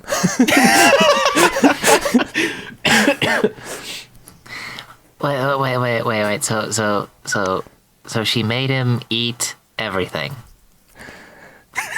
She turned him into a ferocious man-eating person. what are you guys talking about? yeah. It's like right behind you guys. Johnny, we were talking about you eating us. No, that's the mom. You shot Johnny? No, I just accidentally pulled the trigger again. You shot Johnny! Johnny! I can't believe you did this, Scott. Wait, roll. Is he dead? Roll a die, maybe? Oh, he's dead. No! Alright, well, now I have no idea where this is going to go. So the original plot line was Luke was going to just open the door more, and it was going to show that you already shot Johnny. He lives downstairs. Should I tell you where I was going? Yeah, where were you going to go with it? I can tell where you were going with it. I thought Johnny was going to bite Luke, and then Luke would eat me. I mean, that would have been a quick ending. All right. Since when is wine or cheese quick? We're on hour 2 of this episode. All right, so Johnny's dead in the hallway. Quick, hide the body! The woman is crying. Oh, she saw it. She's in the hallway with you. No, I thought we were in the room. She was like outside. Oh, okay, doing fine. Yeah, something. sure, fine. All right. Quick, look, hide the body. We like open a dresser and shove him in. All right, so he's half in there. Like his waist down is still sticking out of it. His guitar picking hand is like sticking out. You know, in Johnny's perspective, he's just thinking about all the times that he was told to be good that night, and he was. But now Scott's here. I mean, his name will never be in lights now. It really wouldn't. Nobody will hear his music when the sun goes down. And you'll never get to be the leader of the big old band. Anyway, so like you guys tried to dress her, no avail. You can hear from the hallway, you should really put the safety on that thing! Sorry, Mrs. Tilly. Luke, what do we do?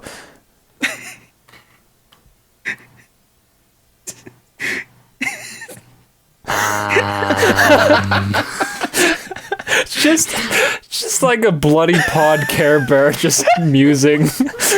Something about it.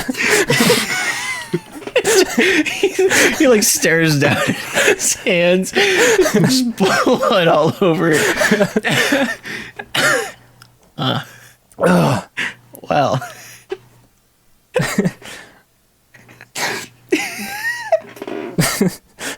Look, hurry, we don't have much time here. Okay. So you said that he was cursed to like eat anything, right? Yeah. What if we feed him his own body? He's dead. So his intestinal organs still work, right? So you want to mutilate a child and shove his limbs down his throat? Give me a strength check. I want to take his feet, kind of bend him in half, push his feet into his stomach, and maybe he'll disappear. That is 9-year-old logic. I'm okay with this. All right, what do we got to lose? Give me a strength check. Well, what train of thought do you subscribe to? If you ate yourself, would you get twice as big or would you disappear? Twice as big, obviously. I'm in 5th grade. Wait, how old is 9? I'm in 9th grade. I'm 9. Yes, full circle. What an episode. Go ahead, Luke. What were you saying? What are you talking about? You get twice as big. If you're eating yourself, then the original form of your mass disappears. But the mass doesn't disappear. It doubles because, like, the stomach. It's now in there twice. Yeah. Let's just meet halfway and agree that you would just be turned inside out. All right, deal. So your plan now is to turn Johnny inside out into a pile of goo. Well, no. We'll shove him in, and then when his body is like, when his body is inside of his own stomach lining, we'll use the stomach as a sack. Oh, a gunny sack. All right, I'm looking up what a gunny sack is. What is this? Wait, we're in the middle of wine or cheese. Yeah, I'm looking it up. Oh, it's just. Oh, wait a minute. Yeah, isn't there a big bag over here? Let's just put him in the bag. All right, so think like what you would like pick corn, like the cotton bag, whatever. Cotton bag. Yeah, it's like think of sack race, burlap sack. It's not made out of cotton. Now that I'm like reflecting on that terminology. Yeah, that's what a gunny sack is. According to Amazon, I can buy an 8-pack for like $10. So you guys want to try to stuff Johnny B. Good into his gunny sack? The ultimate insult. That's worth a shot. All right, sure. All right, so Scott rolled. Scott, do you have a D20? No. Do you have any dice? No, I have the life. I got. I could pull one up on Google, I guess. No, those are dumb. I'll roll for you. You got a 9. All right, Luke, roll your dice. 16. All right, so Luke one arm throws him over his shoulder. Like Army carries him. Yeah, no, just like over the one shoulder, like he weighs nothing. So Scott, you run over. You opened up the sack and like you guys drop him in there, and he fits perfectly somehow, some way. And so you like tie up the top of it, and his mother like peeks in right as soon as you finish tying it, like, oh, so I guess Johnny's not here tonight. You know, I was talking to him yesterday, and I told him someday he's going to be a man. He's going to be the leader of a big old band. This is so good. And so like, I don't know where you must have went out trick or treating. Have you guys seen him out while you guys were trick or treating?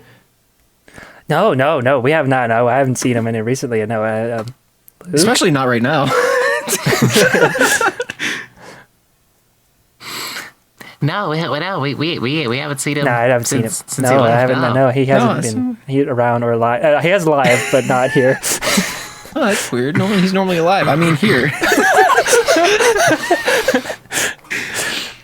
And so, like, all right. Well, I guess you guys can go. Okay, bye. Immediately climb the steps.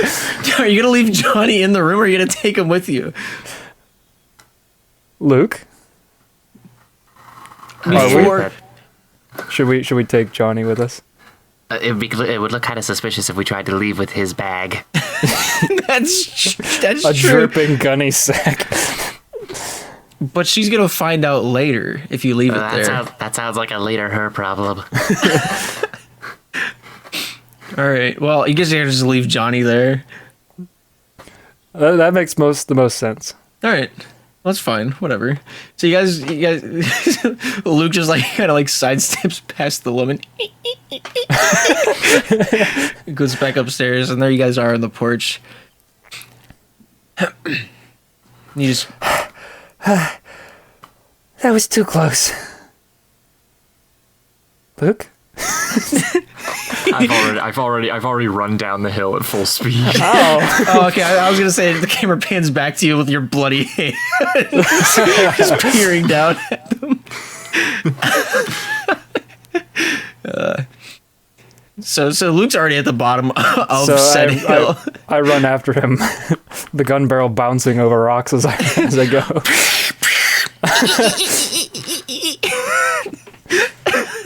This is the most loud trick-or-treating session I've ever heard. So the gun goes off 3 times while you run down the hill. You guys get to the bottom of the hill. Street lights. Luke, we are not getting any more candy tonight. Any more candy? What are you talking about? We'll be lucky if we don't end up in prison. My mom's gonna grab me for 3 weeks. I can't go back to the slammer. You can't what? The Sunshine Bear's been to prison.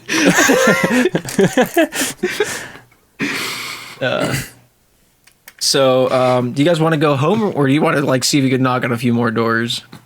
Well, I was hoping First, I want to take the gun away from Scott and bury it in a hole. No, it's a good plot device. You killed Johnny. Yeah, exactly. Hey, you killed him. I just said I shot the gun. How will he be good tonight? So Luke takes. Hang on. No, roll dice. Scott rolled a 3. You take the weapon. What? I need to like actually record this so I can show what I roll the dice. And I'm not, just full of myself and just making plot points. Either way, you rolled a 3. Luke just takes the gun. I don't care what he rolls. Wait, what did Luke roll? Doesn't matter. Yes, it does. If you rolled a 1, I keep the gun.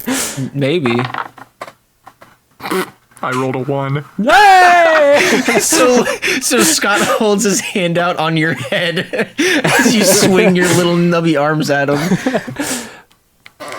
Scott, I've seen cop shows. They're gonna find the bullet. They're gonna trace it back to you. They never trace it back to an 9-year-old.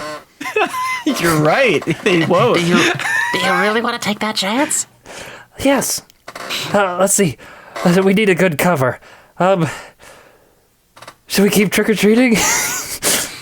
You hear a shriek from the top of the hill. Time to go. So, do you guys want to like return to Scott's house, or you want to like just kind of like dissolve into the abyss of the houses and keep trick-or-treating? What are you feeling, Gabe? Do you want to turn this into Stranger Things, where we're youth on the run, or just? I have 2 endings. What are you feeling? This is the divide to decide the ending. Oh, I don't know, Luke. Roll a die. If it's even, we'll go to more houses. Okay, you guys go back to Scott's house. Oh no. So it takes you a while. Scott doesn't live in town, so just like in real life. By the time you walk all the way back to Scott's house, it takes you like close to an hour. And as the closer you get, the more you see blue and red lights.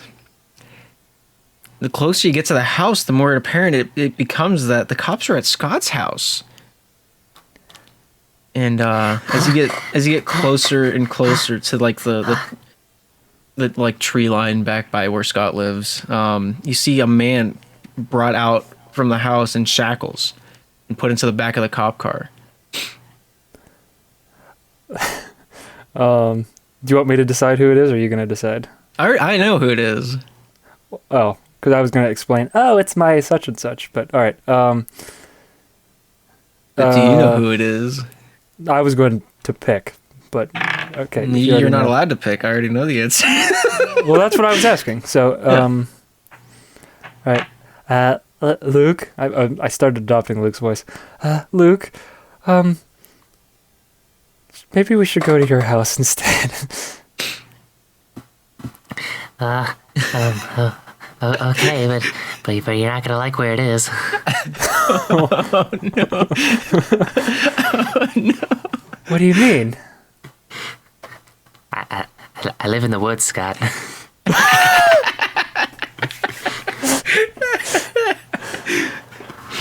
What do you mean you live in the woods? Wait, do I say that apparently? Oh, I'm sorry, voice from heaven. Did you have another idea where I lived? Whoa, I had a small... I mean... Sure, you live in the woods. No, never mind. No, I don't. I don't remember where I live. So, Scott, do you want to, like... Take me, Tides of Fate. I'm traumatized right now. I don't know what I'm saying. I'm 9 years old and covered in blood. Another good album name. So do you, Scott, do you want to, like go... I mean, you guys are 9 and 8. Like, what are the cops going to do? Or do you want carrying a gun? Or do you want to... You don't have to take the gun with you. That's a good point. Or do you want to go back to Luke's place? Luke, what do you feel? Luke does live in the woods. I feel like we should bury that gun in a hole. What will that solve? We will just be left without a way to protect ourselves. You have a gun. You're at home. What do you need? Uncle Roger? I mean, you never know. Voice in the sky. So, I feel like this is more... Yeah, what do you guys want to do? Yeah, fine. We'll go back to Fireplace. Fine. So, I have no amalgamation in my mind where in the woods this will be. Is it like deep woods, light woods? So, how do we get to your house, Luke?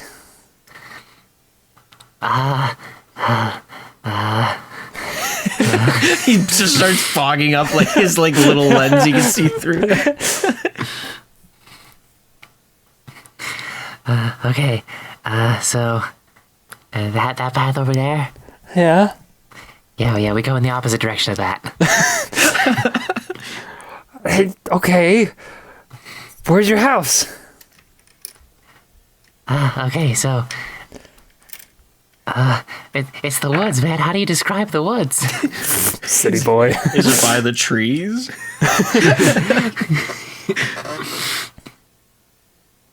So, do you just want to lead Scott to where you live? Like, Just nondescriptly lead him to my house. So Luke, you guys walk through the woods for an amalgamation of time, undescribable by surmounts of English.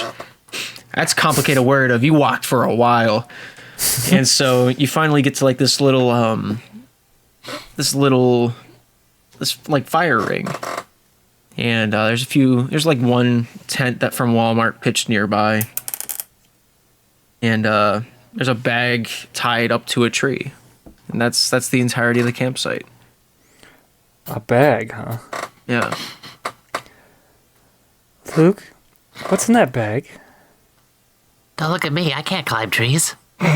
Oh yeah, you're I'm a bear. Oh, it's up in a tree. I thought it was... Yeah. Okay. Like, it's just, yeah, it's where he keeps his rations. Oh, no.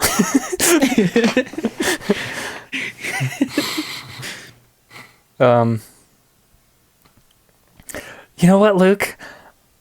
This night has been awful, and I do not want to end it on a bad note. Do you suppose there's Halloween candy in that bag up there?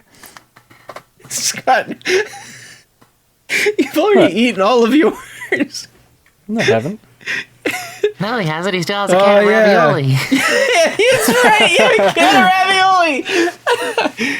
So, Luke, do you live alone? I'll let you make... An 8-year-old, does he live alone? Well, he's in the middle of the woods. You don't know what happened. No, I have parents. Okay. Do you want them to be home right now? Yeah, yes, but they're hibernating. This sucks!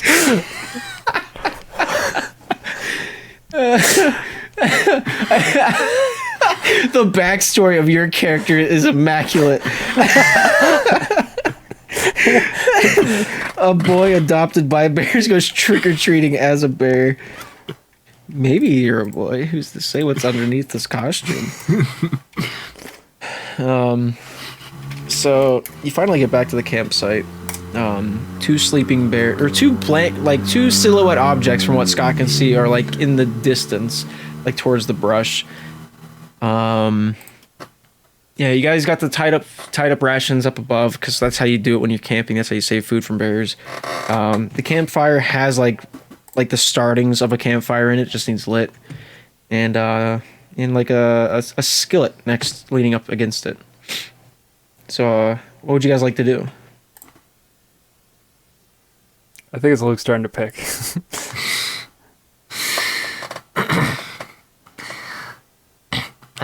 Look, if you really want to see what's in that bag, I guess I could try and get up there and grab it.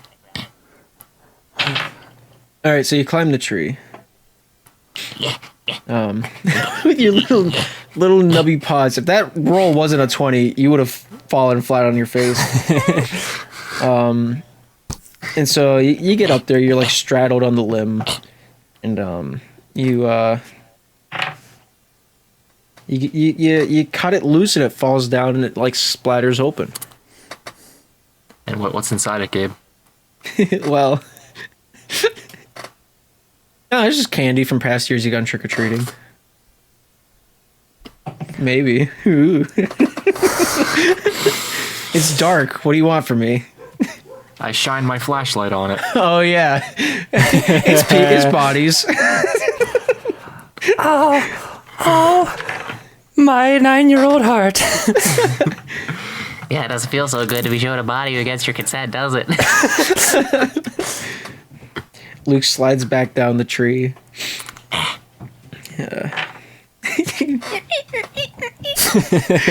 Walks back up to you. So we're gonna make that kid a ravioli or what?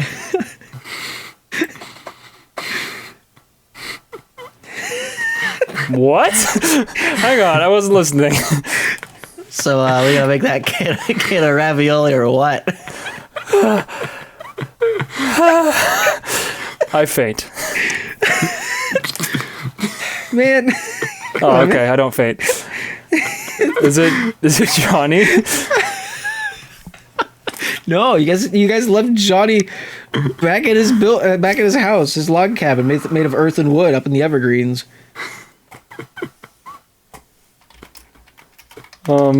It's just somebody that used to know. Got you? So, do you guys want to attempt making this ravioli or not? Oh, all right.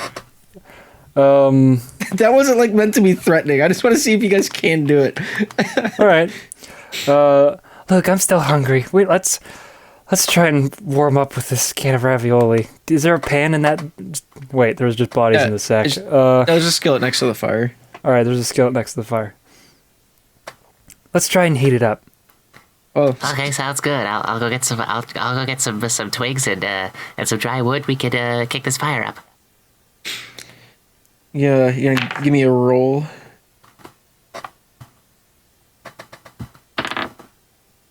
Ten. What was it? 10. 10? Yes. All right. So you go out for a while. Scott almost gets bored by the time you get back. Oh wait. Do I get advantage because I have the light? Yeah. Okay. So you go out, you gather the twigs, you bring them back. Never mind. And so there you guys stand before the pile of wood, skillet, ravioli in hand. I forgot you guys got a bottle of wine and a block of cheese. Oh, well. Oh, yeah. So in my pumpkin, there was a bottle of wine and a can of ravioli. This is the best Halloween ever.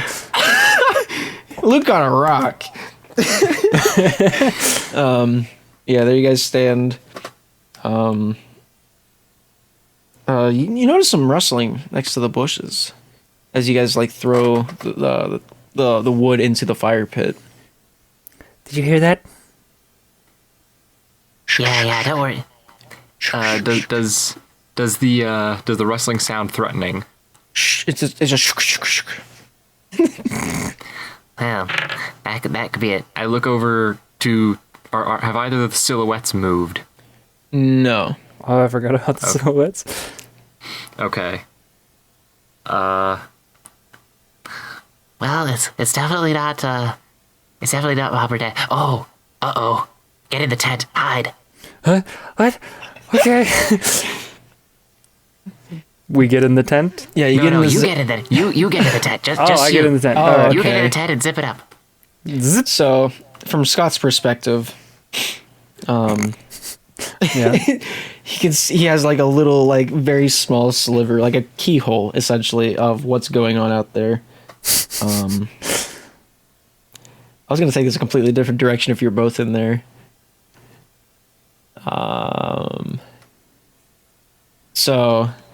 So got your 2 baskets of candy. You have a body fresh open. Scott's in the tent. Luke is not. Some of the silhouettes start to move. You hear rawr.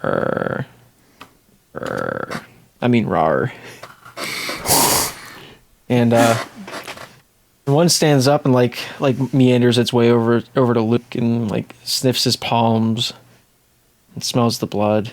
Do bears eat like people? Are they are carnivorous, aren't they?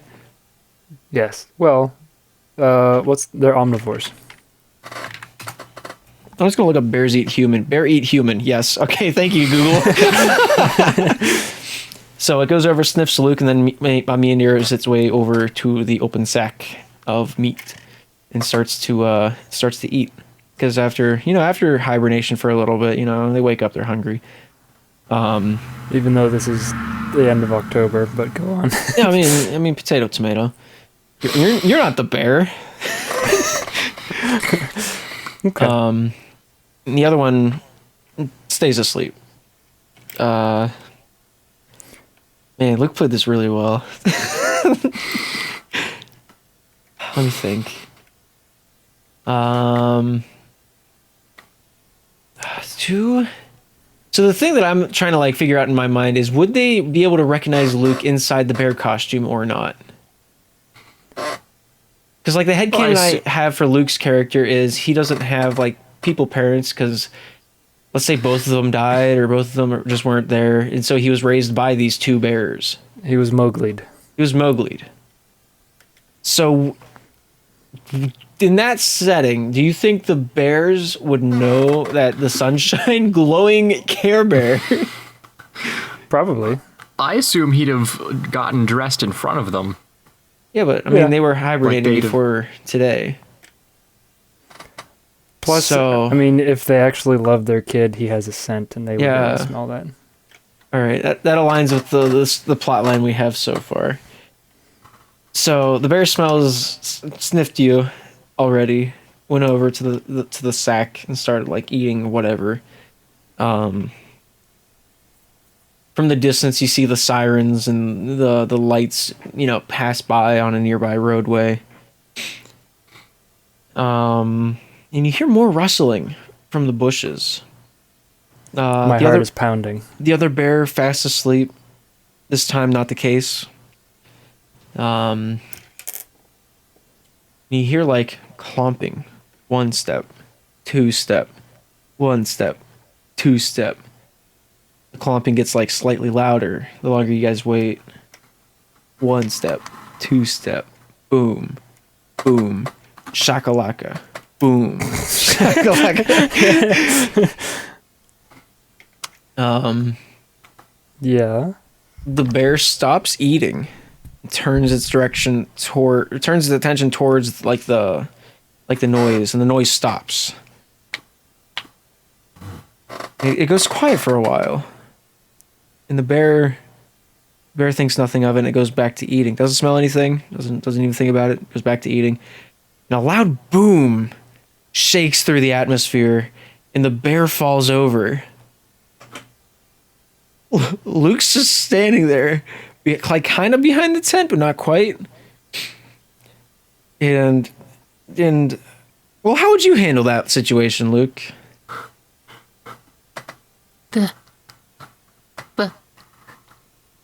Papa?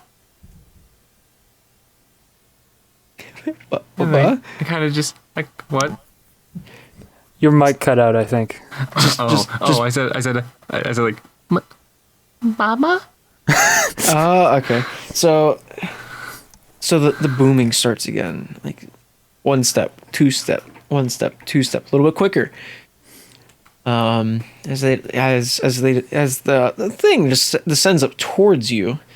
Would you like to hide in the tents, Luke, or you want to confront this thing? I'd like to at least know what it is the thing. I mean, if that's what you want. Okay, here's what I'll do. I'll pull the costume off. Just like the head? No, the whole thing. Oh, the whole thing? Okay. I'm gonna pull the whole costume off, prop it against like a rock formation, and turn the light on so that it's pointing toward the thing, but so that I'm away from the light. Okay. So you do that. So you see like a shadowy, like 7 foot tall figure, like go up to the costume. You see like a hand grab that, like go down and like poke it and nudge it a little bit, and it doesn't really move. And there's some more rustling in the bushes. Papa Bear's starting to wake up. Meanwhile, Luke's like standing across the fire pit from his costume, where the thing is, and just not moving, staying very still. It's very dark out tonight. Very rarely Halloween happens on a full moon, so that's that. Which is true in this scenario as well. So like it's very dark out. The only light that is being emitted is from Luke's outfit, and so Scott can kind of make out the figure from like his little like prone stance inside the tent, looking at the bottom of like the zipper. Would you like to do anything, Scott? No.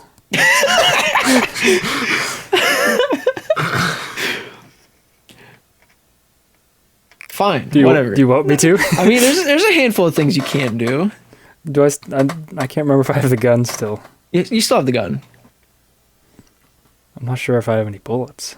You have you have 2 bullets remaining. I've kept count. Well, you also decided how many were in the clip, so. Yeah, I know.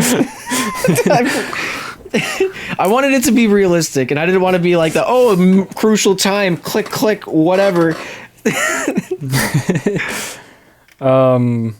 Even though that would be kind of funny. Either way. I don't know what to do in this situation. I feel like hiding is the most natural one. Yeah. Because that's what Luke told me to do. Yeah. So you see, like, now that your eyes are starting to adjust more into the darkness, you see that the thing has a orange gleam to it on its upper body. Okay. Not following yet. And so, the thing like walks over to the bear and like rolls it over, and like just to confirm that it's gone. And the rustling in the bushes gets a little bit louder. As your eyes adjust more and more to the darkness, you realize that it's a hunter. A hunter is what is the thing. It finally clicks. The loud boom, the gunshot. It's just a guy. He's out here looking to do something. You don't know his motives yet. Uh-huh. And so, Luke, do you want to say anything now that you can see him? He can't see you.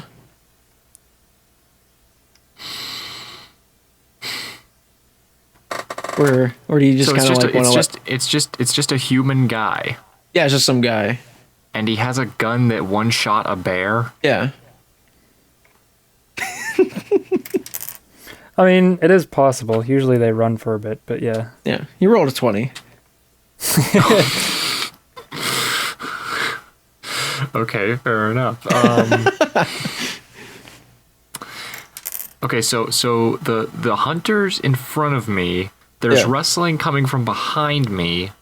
Yeah, like Scott's in the tent, and Papa is a little further off. Yeah, like into oblivion. Yeah, a little bit further off. Well, if I'm going by kid logic, I'm gonna try and crawl my way over and wake up Dad. The hunter's at Dad. At that point, I'm screaming, Daddy, wake up! Oh wait, no, Dad. Okay, Dad's the one hibernating. Sorry, I forgot which one. So you slowly take your first step and you hear a little leaf crunch. Take another step, you take a little leaf crunch. Take another step, little like no, it's just like Subway. Every little bite. And what? And the hunter takes notice of that, and like he immediately points his gun up on the first crunch. He's not gonna shoot unless he confirms what it is. It's very dark out. Yeah, we might as well call him a poacher if he's hunting at 9. Yeah, it really is just a poacher, but I don't know if everybody knows the country terminology. He's a man who hunts, but not really. So he points the gun right at you. Fingers on the trigger. Thinks about taking the shot. You don't see him. Scott sees him. Would you like to do anything about this, Scott? I shoot the hunter. All right. I'll give it another roll. That was a 3. It's a 1. Oh my gosh. I shoot myself, apparently. So you shoot, you just miss. You hit the bear. Okay. You hit the bear again. Oh no. Just for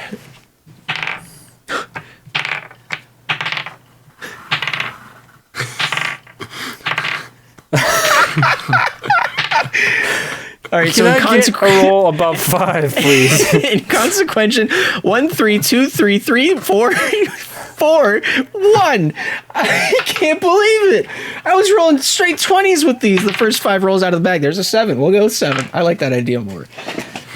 So, the hunter hears the gunshot, feels it hit the bear, immediately looks around to see where the bullet came from. You take that time to reload.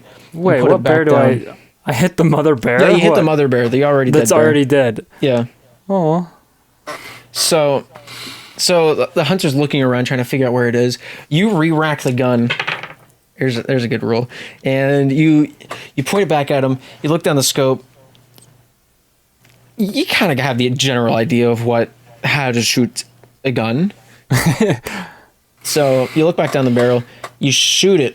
It pushes you back a little bit. It wings him in the shoulder, and at this point, Luke's over at the bear, like shaking Papa Bear, telling him to wake up.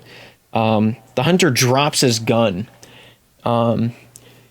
He looks back over to like the bushes where he can kind of make out the silhouette now that he's been, in the darkness for a little bit, and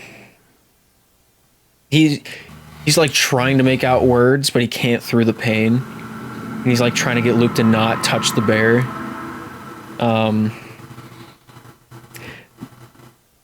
Did I make Scott kill the rat last episode? Or 2 episodes ago? The rat? No, I was not a participant. Okay, that was Luke. That was totally unfair.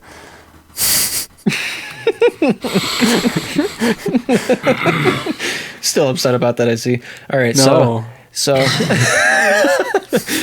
you get to shoot the guy. You shot him in the left shoulder. You're out of bullets now. Do you want to stay in the tent or do you want to go out and see what's up? No, I'm staying here. All right, so you stay in the tent. Luke's over at the bear. The man's trying to urge Luke not to touch the bear at all.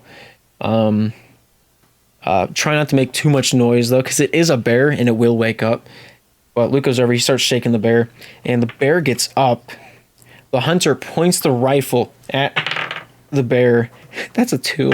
Shoots Luke instead. No!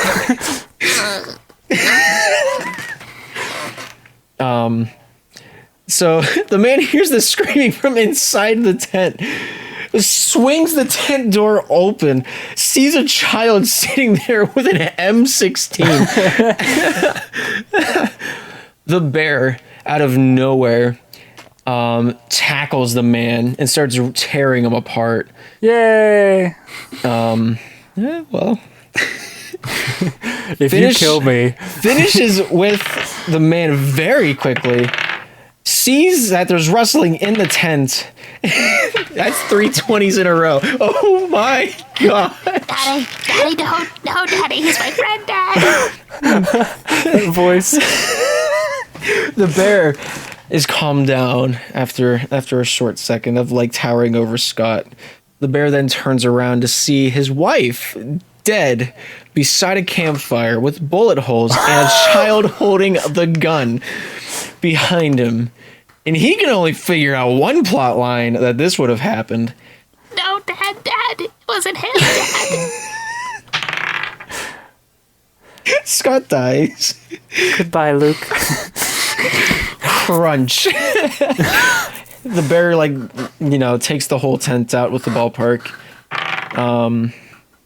And then I don't know if 20 means Luke dies out, like bleeds out, or if Luke survives, but I feel like This one's a bummer. it's dryer cheese. Dad. Complete the ritual, Dad. Luke! You psychopath! The bear sets up 7 totems around the campfire.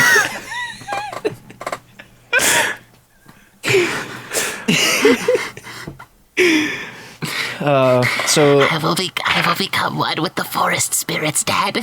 so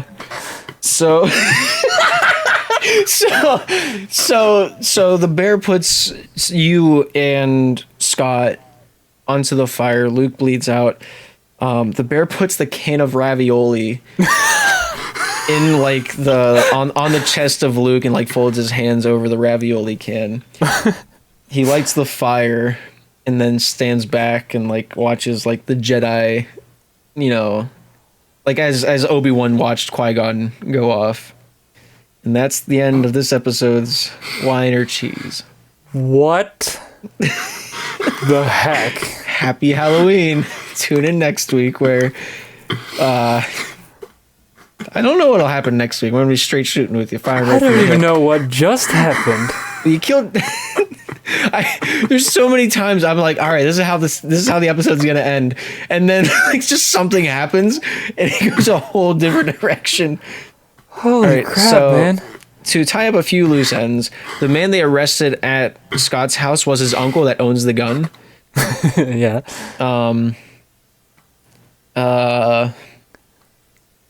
The hunter was Johnny B. Good's dad. Okay. And Luke was actually raised by bears, even though was actually they sent raised him by to bears. human school. Yeah. Because I'm friends with him. Yeah. You never knew where he lived until this story, so Yeah. Yeah. So that's the end of this episode's edition of Wine or Cheese. Thank you for tuning in to the Podumb. You can check this out on YouTube, Spotify. I think we're on Amazon Music now.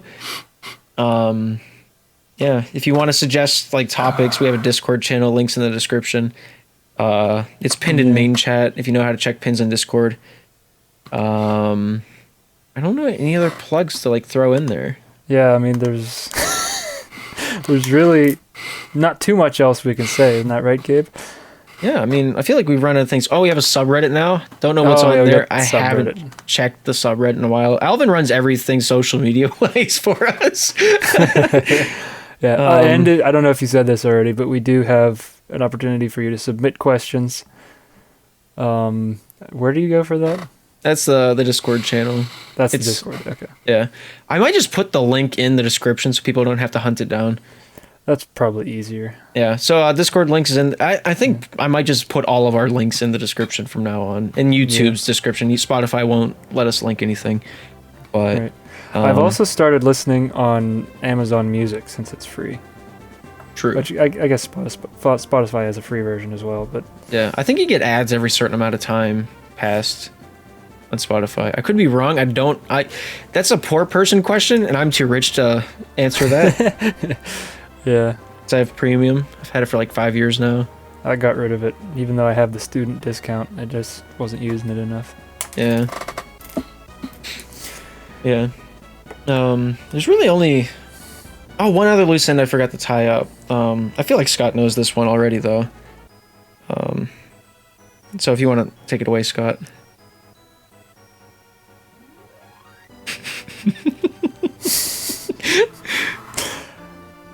Do you know where I'm going with that? No. I'm curious. It's more so like an answer that Luke has. Oh, okay. Yeah, there is one more loose end. And I feel, there are some things that only certain men can handle. Each one of us is born with a destiny. Gabe's destiny is to torment me in fictional fabrications. My destiny is to be the tormented.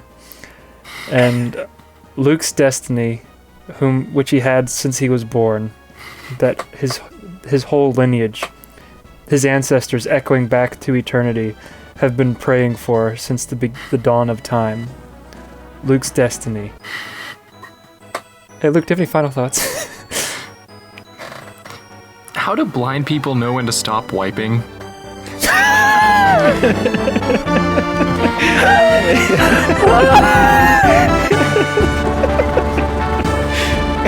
That's gonna be the title.